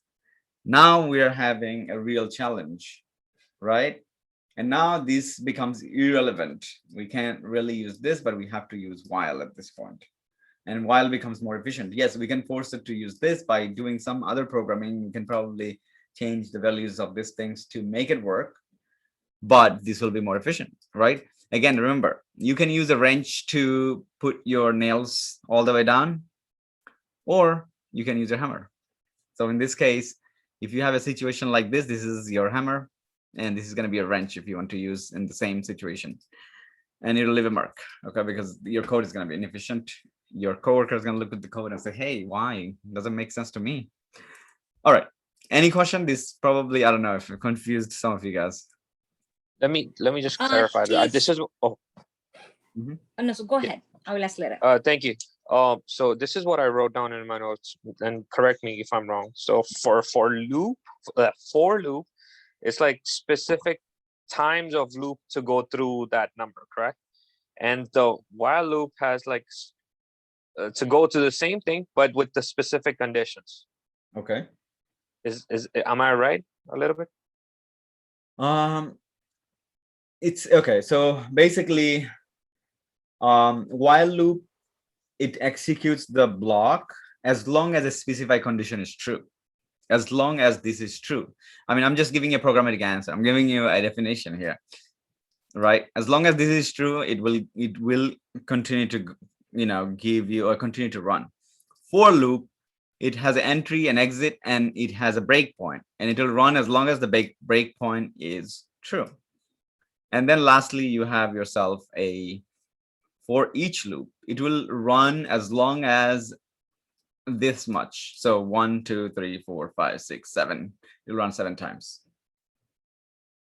Okay, so it'll, for each is probably the easiest and simplest looking loop, and there is a lot of usages of that, but all three loops is your tool. You may end up using for loop more than anything because you just feel more comfortable with this guy and that's what you're using. That's it. You may using while loop more because you're comfortable with that, but you have three different loops that on your disposal, and you have to make a decision which one you can use. As long as the program functions, you're good. But is it efficient? That's the question you want to ask. Is it better to use while or is it better to use for, right? Here you got three different statements to make this work. It's kind of neat because you don't have to define this guy outside. You know, here you define it outside if you need to. And also the data that you're dealing with. Here, you know, in a lab, in class, you're dealing with something that is called control, right? This is just a number that we're dealing with. But in an actual work, you may be dealing with numbers of links, numbers of, you know, drop down list and things like that. How many, you know, how many things belongs to a drop down and things like that. So that's when you'll find yourself which one is efficient, right? In this case, as long as for coding challenges, as long as you can explain what happened, for loop starts with a condition. As long as this is true, this block will run. Same thing, while loop, this if this condition is true, then it will run this block, right? And then you need to have some sort of incrementation, otherwise it'll go forever, as if you're defining the counter, if it doesn't have any, you know, value. And then you got yourself the for loop, which has different statement. So you were saying that any one of the loops can be used, right? Exactly.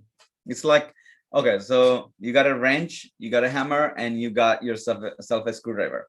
All three are heavy enough to nail down a nail on a piece of block of wood, right? Which one do you use? That's the question. Now, if you're a professional carpenter, you'll probably use the hammer, right? But if you are, let's say, handy, maybe like you're just a homeowner and you just want to get it done, you'll probably use wrench.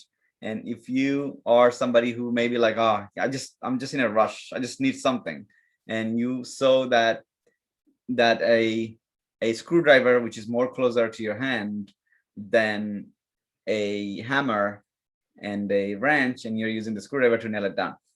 All three worked, right? All three worked. It's just that what is convenient. How do you want to make it more efficient? How do you want to be better coder? That's when you have to say, okay, I would like to use this versus I would like to use that. Okay, let's go into array, you guys, and then we'll probably go into breaks and continue, which I didn't mention. This is part of the basics also. So Teach a quick question. Could you just back up to the while loop, the one we did just that was like a 6 set, please? Right here? Okay. All right, let me just go ahead and open this up. Okay. Where was it? The one we just did, like the 6 set of soda use, we just wrote the code somewhere. Where was it? Is it this number 27? No. I think it's dropped down somewhere after that. This? The top. Okay. It was the top? This? No. Okay. I think you're talking about this, right? Don't you? Like we just basically, when each iteration at a time until it finished the running, right? And we kind of define what's the value of each of this will be, you know? No, after that, we did something else. And then I had a question. Okay. And then somebody we went asked back to for loop, right? And then somebody asked about the while loop. Yes, over there, while loop, yeah. Okay, so this is the while loop. Okay, what's the question? In the while loop, the question was, you were telling about making a set of 6. Like it could be from 1 to 6, any random number, but in a set of 6, the maximum number you could put 6, right? So there was a line you wrote here that was, it has to be less than 6. So it should be less than 6, or it should be less than or equal to 6. That was my question. That's the thing, right? Okay. So let's find out, because, all right. So So let's say the tray, in this case, counter is already 3 random number. We don't know what it is, right?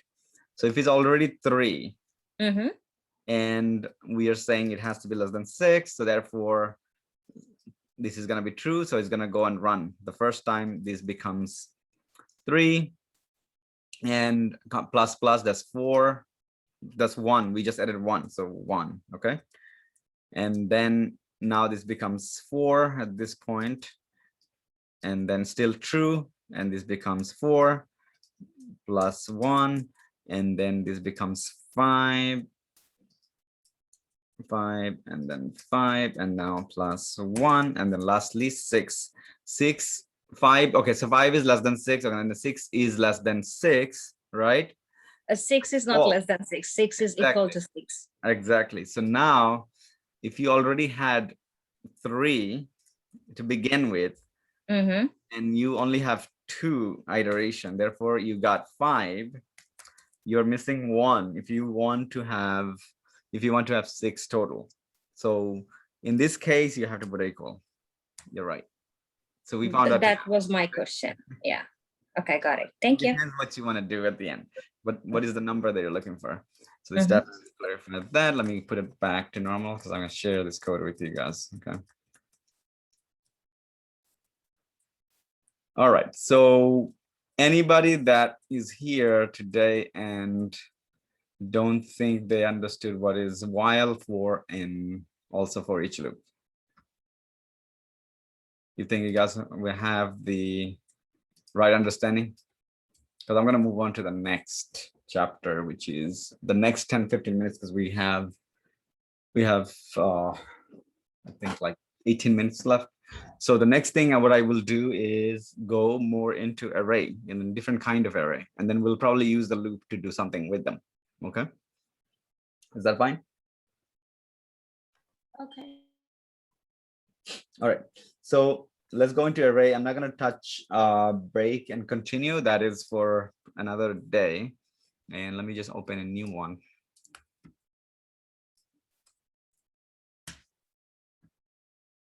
Okay, there we go. All right. So we just seen that integer array. Okay, so how do you do a string array? So I'm going to show you a string array, and I don't expect you to know this. So I'm going to show you this is how you create a string array. For example, you want to have fruits, F-R-U-I-T-S. I think this is how you spell it, is equal to something. Okay, so let's say you sell fruit in this case, right? And let's say the first fruit, you guys give me the name and I'll go ahead and put it. Apple. Okay, apple, comma, something. So now Banana. Sure. So in a second, but if this is a string array, did I do it correctly? You need the quotes. Right. Even I need the quotes, single or double for Java. Double. Right. Double. Okay. The next person is banana. B-A-N-N-A-N-A. I believe I got it right in spelling, but let me know. What's the next one? Strawberry. I believe I got it right. If not, let me know. Spelling is not my strength. All right, next. Who wants to? Berry is B-E. B. Oh, okay. B-E. Berry. Okay. Anybody else wants to give me maybe like few more so it'll look better? Orange. Orange. Okay. Orange. Okay. What else? I think banana has one N here. B-A-N-A. Banana. Thank you. Anybody else? Pears. Yeah. E-R-S. I don't know. It's P-E-A-R-S. E-A-R-S. Pears. Okay. Continuing. You guys probably think like this guy doesn't know how to spell. All right. What is the next? We need a few more. Grapes. Mango. Grapes. Oh, great. GRPAs. Okay. I was writing graphs. And last one. That's it. Blueberry. Blueberry. Okay. All right, cool. So now that I wrote myself a, let's say, okay, so notice how it is like it's telling me what belongs to what, because this is belong to inside of this guy as a container. You see the indentation is all automatically done for me, but you have to always make sure the indentation is correct. This is when you do indentation and when you basically display your code and you have it like this properly indented, that is called white spacing. So you have some white space right here.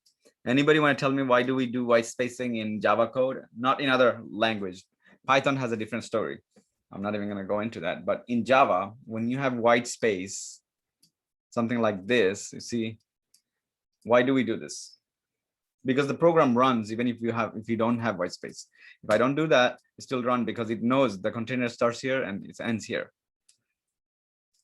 So why do we do that? So we can read it.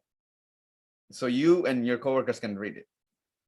Right? It's for readable, making it read. Any other reasons or just readable?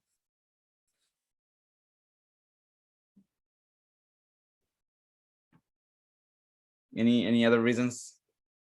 You wanna try? Is it for better presentation? Exactly. Better looks. Imagine your code looks all over the place and you trying to say, okay, it works, but then can we just do that extra little bit of work? Imagine you ask somebody to build you a closet and they decided it's all over the place, you know? That's exactly how it is. It works. You can store stuff, but is it pretty? And that makes the most important sense here, right? So we make it pretty so that way it's easier to read for us because we know exactly this belong inside. Yes, we can look into this and say, okay, this belongs to this class, main class, but we can do it by just looking because it already has an indentation properly. Okay, and anything else is missing here? Number 5, line number 5, before we go into the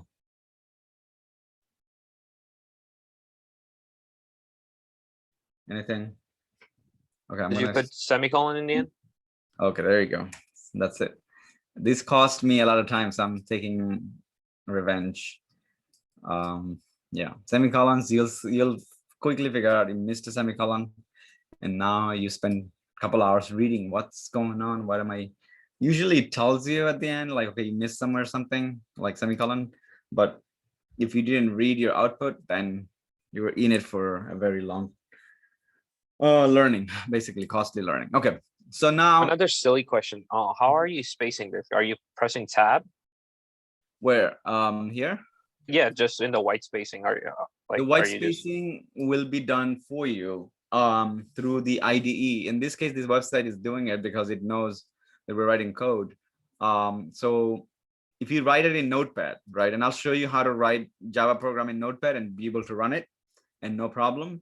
Notepad will not give you anything. It's like a limb. It's like a dead person. It doesn't. You can poke at it. You can basically say whatever to it. It will do the work, but it will never tell you, hey, you did this mistake. When you write the same program in an IDE, which I'll show you at some point at the end, or at least, but the next class, you guys will have everything set up on your system. So promise. But then it tells you like, hey, you should do indentation this. It will suggest you, maybe you want to fix this, you want to fix that. Sometimes it has a shortcut where it will automatically make your code pretty based on different, indentation. Okay, so you don't have to do the hard work. It's done for you. Okay, so now let's say this is the same kind of thing. I want to grab myself an orange. Somebody, I don't know the shelf number or whatever. Somebody get me orange. How do I get it? Tell me. Out.println. I feel like today is orange day. I want to eat orange. Somebody tell me, how do I grab it? Number 4. So what do I write here? It's a self number 4. That's number 4. Yeah. Okay, so let's run it. Anything else you're missing? It's a quotation sign. Quotation, Sorry, yeah, semicolon. Okay, anything else you're missing? Anything else? The name of the array. Okay, and anybody else agree with him? Anik, you wanna try? What are we missing here? Don't you have to put the bracket? The closed bracket? This is open, this is closed, right? You have to write fruits, then third bracket, open 4, then third bracket close. Yeah, I mean the square bracket one I'm talking about. Yeah. Okay, so basically somebody just okay, you're saying number 4, but where is the reference? 4 of what? If fruit was your, let's say, it's like the store, and each one of them belongs to each shelf, and you're saying get me something from whatever it is in this shelf. Don't you have to say which store? Isn't it supposed to be 3? No. Orange. Yeah, doesn't it start with 0? 3. That's what I Okay, was so if you thinking. say It's going 3, to be but- fruits, right?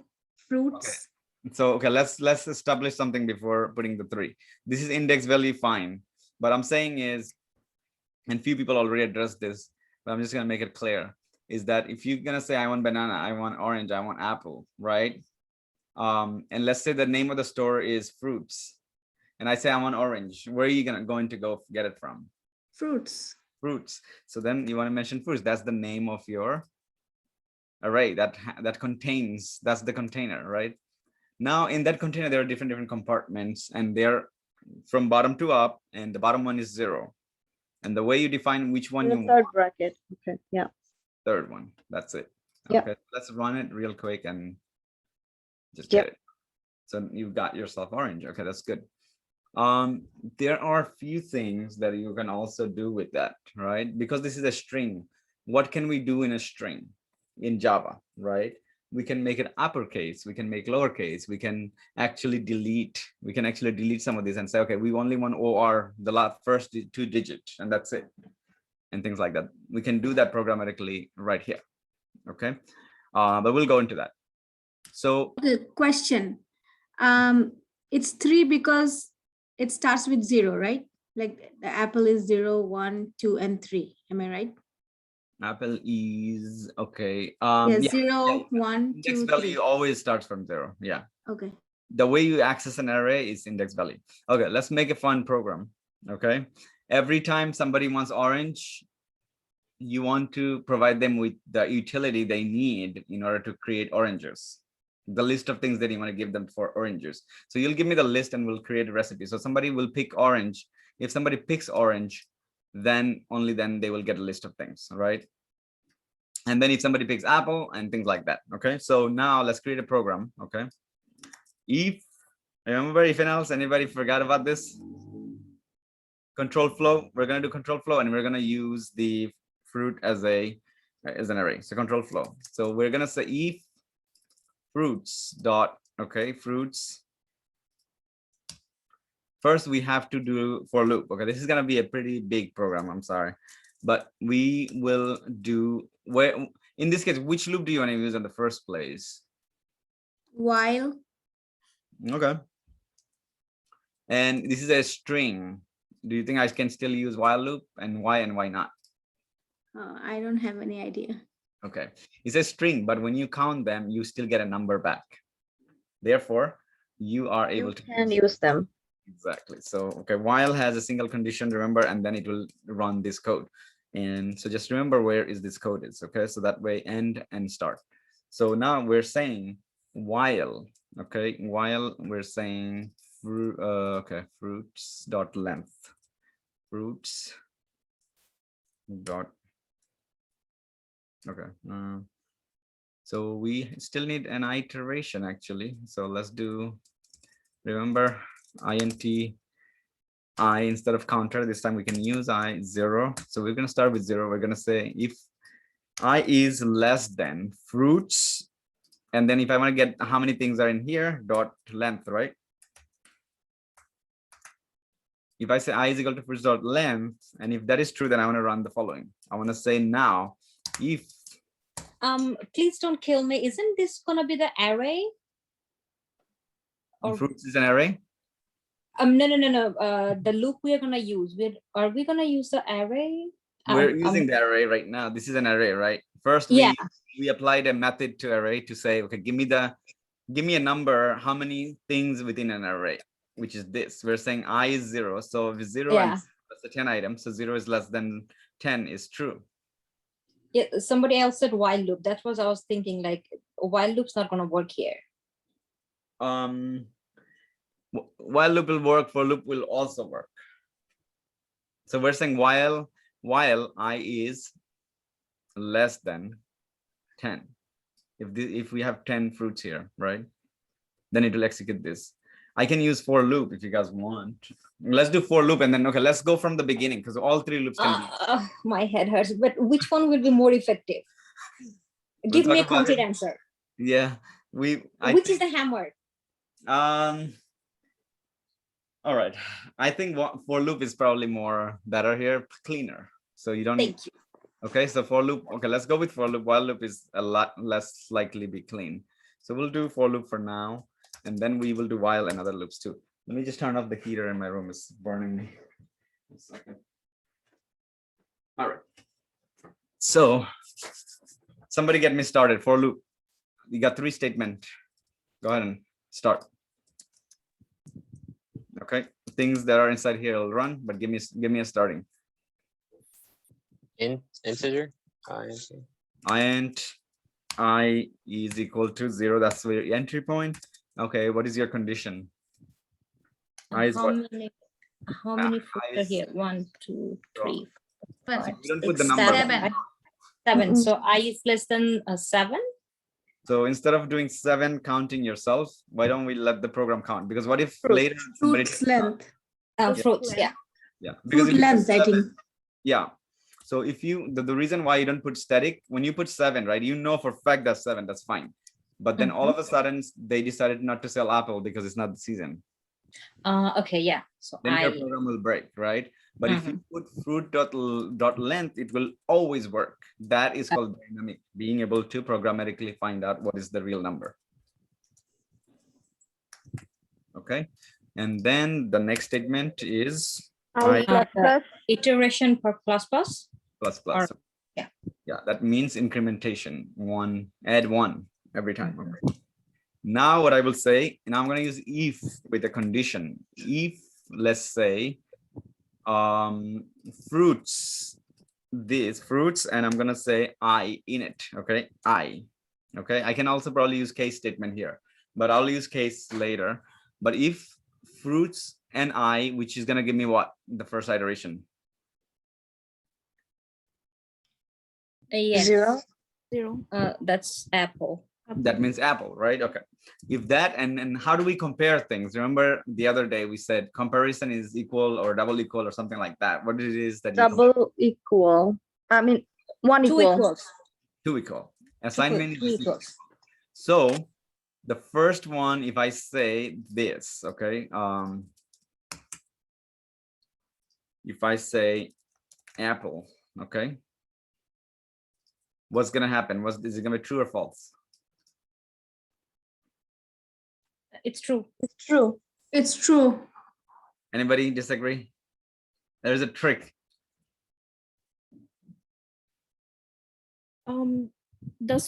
For the spelling of the apple, isn't it have to be all small letters? Exactly, the small letters.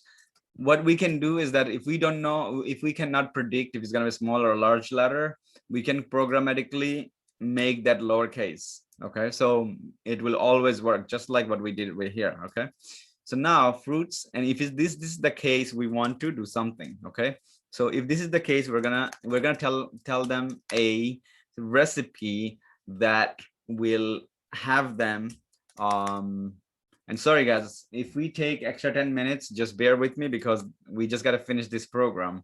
At the end it'll probably teach you something. So we're gonna say something like that. Great, right choice or something. CHOI, see choice. I don't know. See, did I get a right choice? Okay, great choice. Thank you for picking. Right, we don't know what it is, so thank you for picking. Let's say this guy. Okay, because this is the. Thank you for picking this. Okay, and I'm gonna leave a space for us, like to see. Thank you for picking this, and then plus we're gonna put some other things, right? Space, and we're gonna say, you will need the following. You will need the following. Okay, and then you put this, and then maybe another one. I'm gonna just have a second one in here. So now, okay, so now instead of great choice, we don't need this. So somebody give me a recipe for apple pie or something, right? Well, maybe something. Okay, let's say you want to make apple pie. Okay, you'll need the following: flowers, flour, something like, oh goodness, okay, flowers, sugar, and what else? Water, essence, eggs. Lastly, you need baking powder, right? Baking powder, I think baking soda or something like the soda, right? To make your, I'm going to leave another space, okay? And then plus, and I'm going to say fruit because we don't know what it is. It'll tell us automatically. And we're going to say pie, okay? So let's run it. You know, any programmer, we want to basically run line by line to make sure it's working, and then we move forward. Otherwise, you're going to pile tons of work at the end, you know? So maybe 2-3 lines later, you want to run it. So for first one, we know for a fact you'll run it. The Joel, line number 10, the fruits, after the plus sign, I think it's just, there's an F missing. Ooh, yeah, okay. There is, okay, thank you. We need this one, right? Because it's And flowers, and flowers. What is it? Double O, here is double O. No. It's one O and the sugar has A. No, I meant like the container itself on line 10. Yeah, right here. Lane, line 10. Okay, line 10. Okay. Line 10 plus fruits, you know? So it's supposed to be the Oh, container. yeah. Okay, I'm missing this. Okay. So you see, one thing is about IDE, it'll tell me automatically. It'll make the code red right away if you had that set up on your computer, but here it doesn't. So we will soon have that in place, and it'll be good. So what's gonna happen is that our program, tell me how many times our program will run.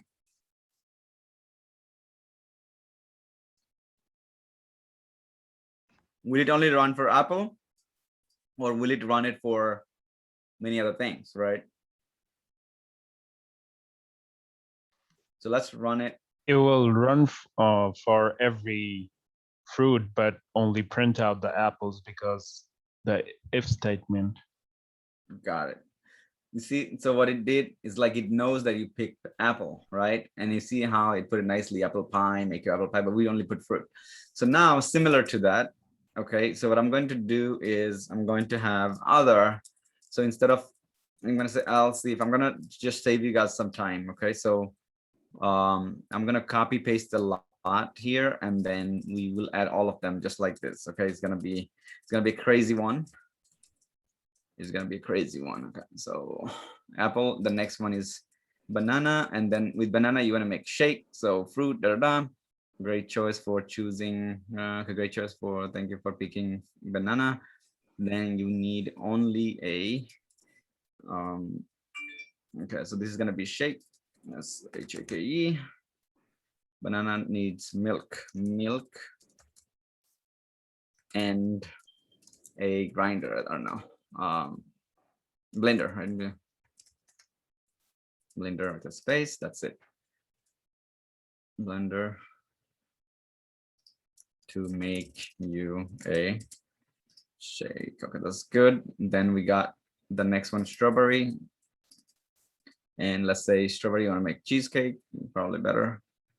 Same thing, the first line is going to be fine. And then the second line is you want to programmatically say something like, okay, cheesecake, you need cheese, you need sugar,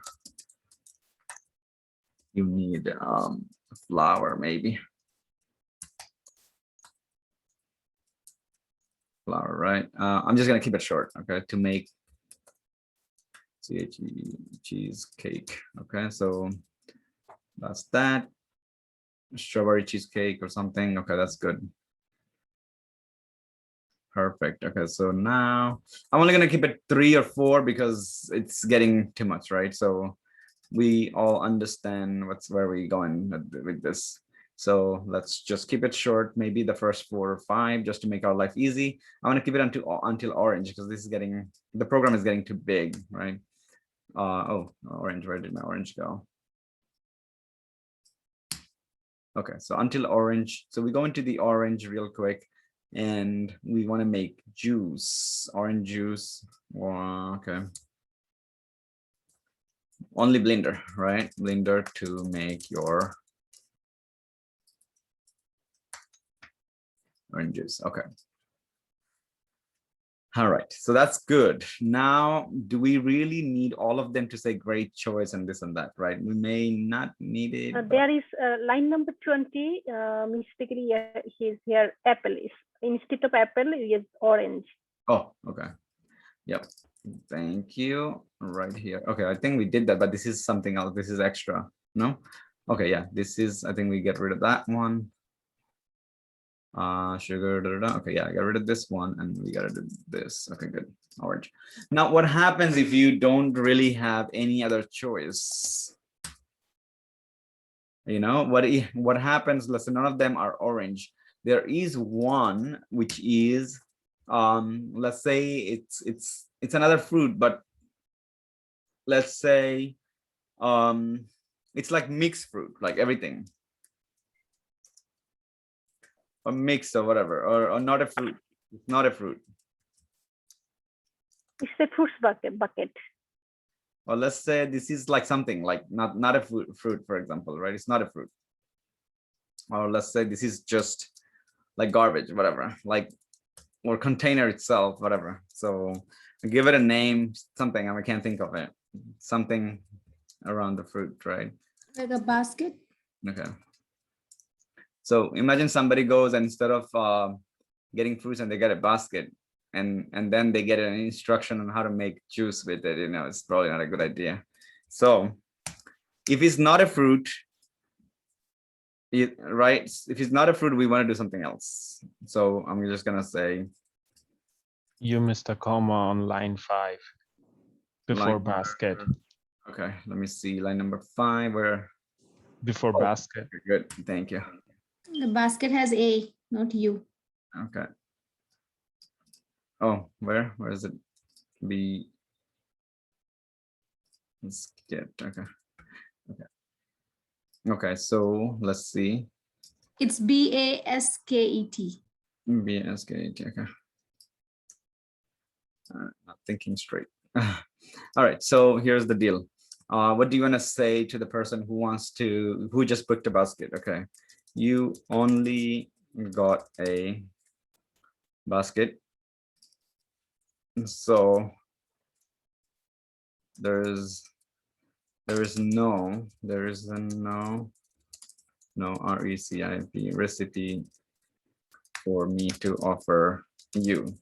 This is sort of like AI, right? I mean, somebody had to write all this to kind of say the response to this way or that way. Similar as it's like an intelligent response. Okay, so now it's gonna run. I don't expect this is to pass on the first try. I don't know if I missed something, but let's go ahead and run it. All right, it did pass. Okay. This is the output first. Great choice. Thank you for picking apple, banana, strawberry. And each of them has a different message, right? Basket. Okay, you only got a basket, so there is no recipe for me to offer. So just see the real world situation that you can use this program for. And you can probably guide a user. For example, when you go into insurance company and they keep asking, do you have a child under 18? Do you have, like, are you going to college? Did you graduate? All this information is saving somewhere. And then the programmers are grabbing those information just like this, okay? And the information is coming back as a array or hash. I will explain hash. Don't worry about hash right now. but the information is returning either in a form of array or hash. If they are a string, then they will come in a string array. If they are a integer, it'll come in an integer array. For example, salary. Everybody's salary in the company, and you want to grab every one of them and then do some sort of comparison and say who's the highest or something like that, or give them a $5 incrementation for working in the company for 1 year or something, or maybe 5% percentage wise. So a lot of things that you can do programmatically. This is just a small example that what you can do today. So let's go back to our not that. Okay, there we go. Okay, let's go back to the checklist. What have we done so far? And you disagree with me, we will review it in like next 5 minutes or so, and then we'll end today's class. And then coming forward, I will give you an assignment where you will have to create a program that will calculate and that will probably do a little bit better than what I just did here, right? You know, what we just did here, right? That will make you into a entry-level programmer. I don't know how you feel today, right? You should probably feel a little bit like a programmer. How many people here that feel that way? Let's hear. And if not, then we will repeat a class or two with these topics. Maybe we'll repeat another one. Do you feel like you're a programmer? Like at least to the basics? I'm not asking. Not yet, teacher. I don't feel like I'm a good one. Maybe a No, programmer, not a good good one one. doesn't matter right now, as long as you feel that you have everything that you need to kind of write a program like this. That's what I want to hear. Okay, so few people said, okay, you know. I think I can. If I'm get stuck, are you promising you're gonna help? Yeah, definitely, of course. Okay, then. Here's the deal, right? Moving forward, there will be time where this thing is gonna be a piece of cake for you, and you're gonna just keep writing. And at some point, you will probably dream of writing code, because this gets interesting in the further classes, right? I don't know, my first class was probably boring because I was going through, first thing I was going through is the basics, and the second that day there was an incident. But anyway, but here I try to be as fun as I can be. But what we will do the next class is we'll probably do the coding together, create a program, and we'll probably go with the interview questions right after that. And once you feel comfortable, we will jump into Selenium. So we're thinking Selenium maybe in after we try HashMap and after we try break and continue, which is 3 different topics, we will go into Selenium, where you yourself will control your browser and tell the browser what to do. You know, you will be able to do that real time. You'll write one line of code and enter, and the browser will listen and it'll do something for you. So that'll be more cool for you to handle. That sounds interesting. Yes, and if you have repetitive work, for example, you like to post a Facebook message every day, you can actually write a program to say every day exactly at this time, go and write me this note. You know, so depending on the day, you can probably write program like this. If it's Saturday, tell everybody happy whatever Saturday, enjoy your day and things like that. Depending on the time, you can say good afternoon, good evening, and good night, and so on, right? You can actually create a program because the data is measurable, right? I'm talking about data means the time is measurable, right? You can say what time is right now with program, right? And you can also measure what, based on the time, you can also understand what should you say. If it's before 12, that's good morning, right? If it's after, is good afternoon. And then if it's like beyond 6, it's like, you can say good evening, right? Sorry, good evening. So based on that, you can make the choice and say, okay, what you want to say. And then let's say the date. If it's, let's say you have a specific date, you can also grab that and say today is so-and-so and this and that, right? You can actually make unique status every single day without doing anything and in your sleep, and it'll post it for you. So you can write this type of things, programs, and when you want to do that type of kind of programs, think about now, what is automation testing? Everything that I just described for that Facebook post that you wanted to do, it's automated testing. So now think about, you work for Facebook and you want to verify every day that Facebook is able to post this specific string, right? For example, Facebook is allowing people to have 120 character, and you want to validate that every day, that 120 character is it. It doesn't do anything more or less, or anything other than these characters, other than just A to Z. That's it. No extra, no special characters or anything like that. You will do the same program and you would post it. And as I speak, somebody in Facebook who's working already has done it, and they run that weekly basis before releasing. Before they release a new code, they do the testing with automation to make sure that the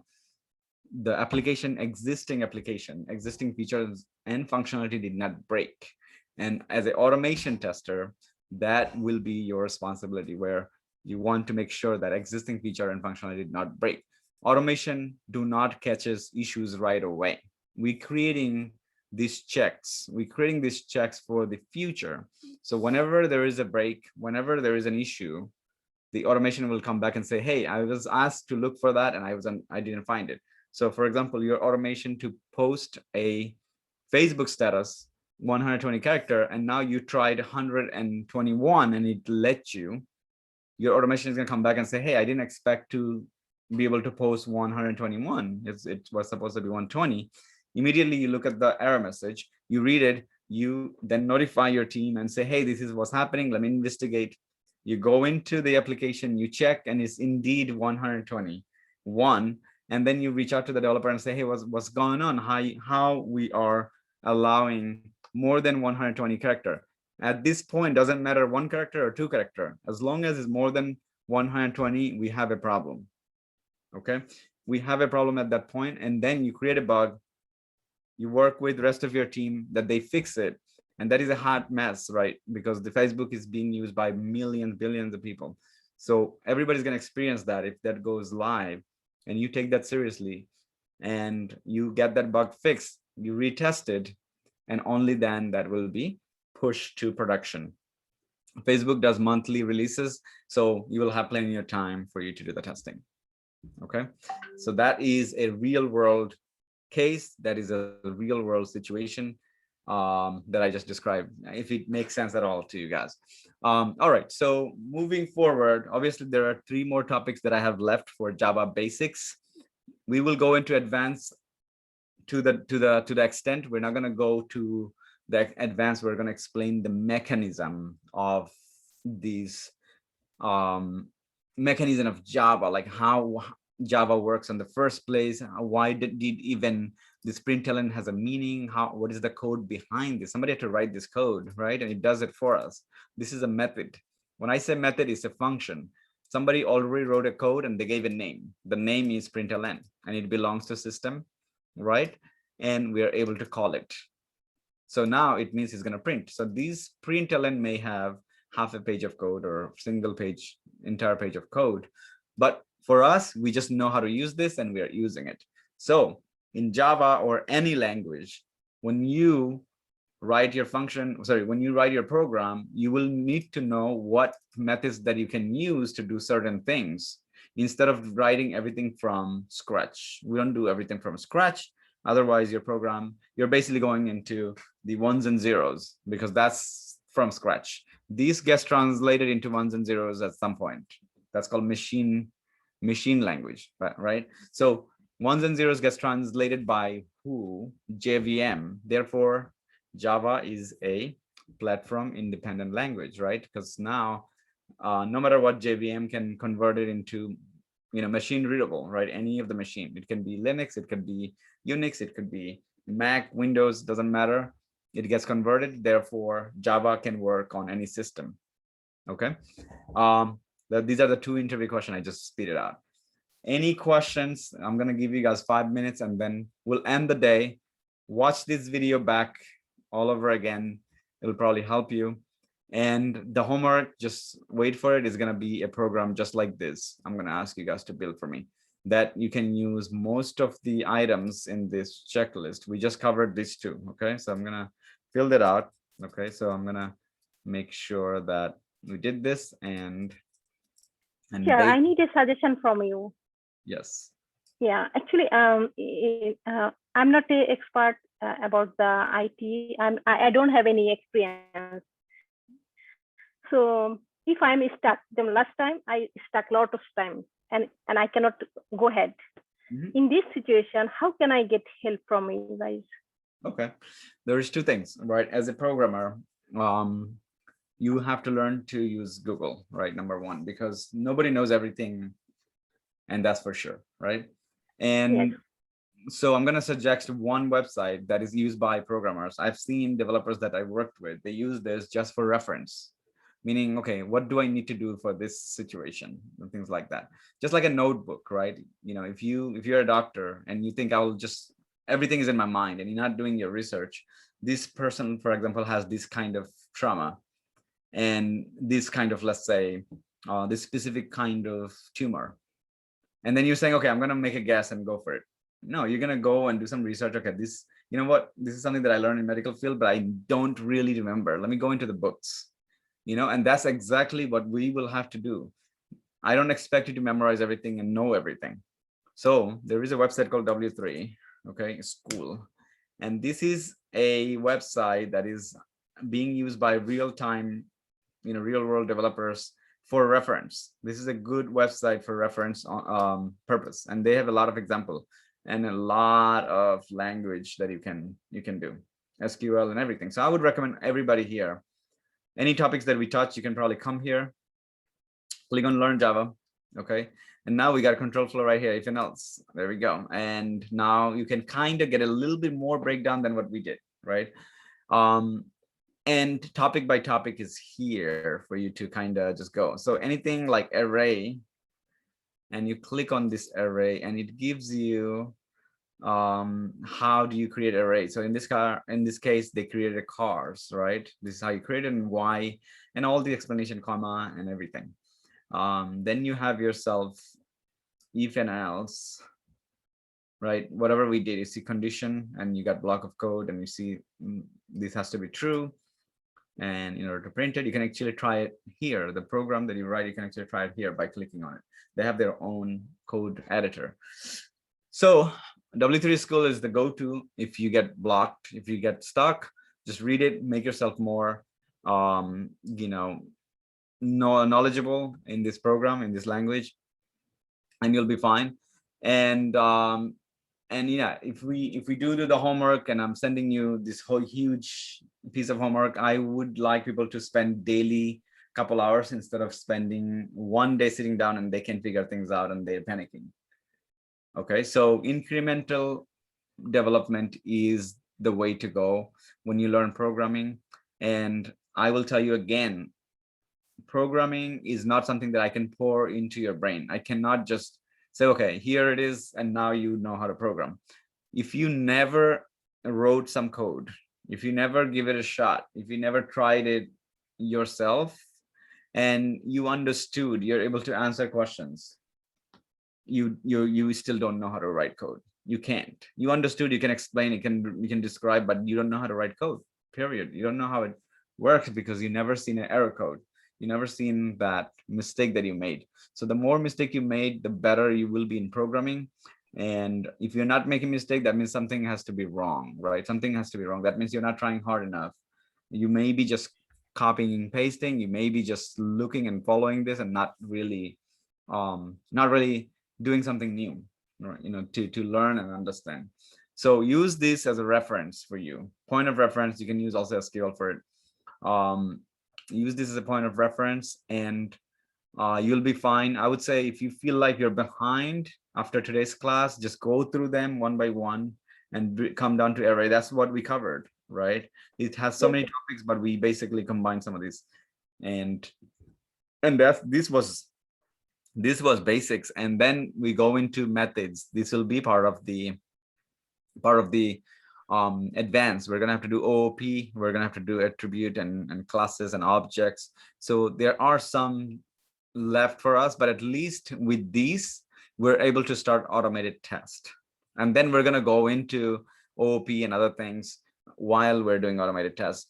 And so that way it will have a relevancy in terms of where you use, right? You'll see the real world scenarios where you're using your code to do something real instead of writing here, for example, 20 more than 18 and things like that. So you'll have to do real world work. And that's the idea that I want to do next. First, solid. This is a solid experience that you need to have. There will be two, possibly the next quiz that I will have, it will be a problem that I'll give you and you'll have to solve it. And then you'll have to paste your code into that. And I'm finding a tool that way it can run your code automatically and tell me if it passes or fails. So that way it automatically scores it just like the way that we did right here. And if that's not the case, then I'm going to want your code to be pasted into the answer, and then we'll run it at real time. We'll run it at the time of checking your homework to see if it works or if it doesn't work. All right, with that said, guys, I think it's long enough. It's Wednesday. Don't want to hold you guys back. Thank you. You're welcome. Don't forget to attach the notes from the previous class. Yes, Please. that note, yeah, that note will attach it. I'll ask Shantabhai to send it over again. I think he did send it once, but I'll ask him to send it as part of this recording also. And just look out for homework. Try to get it ASAP. If you see the homework, don't wait. Just first measure how difficult that is. Sit down with it right away for half an hour. And if you feel like, no, I got this, then take your time. But the homework is due before the next class, which is Sunday. And I will go over the homework. Some of the homework, if it's interesting enough, I'll go over and display and pretty much highlight the person who did it and give him a proper, recognition in the class. And I may just ask him to also explain to me line by line. That could be another possibility. But yeah, so if you do the program and you really don't understand, you're just doing, I would say after you did it, understand line by line, because you're gonna have to explain to me. All right, you guys, so good night, and I'll see you guys on Sunday. Thank you. Good night. Have a good night. Thank Good you. night. Welcome.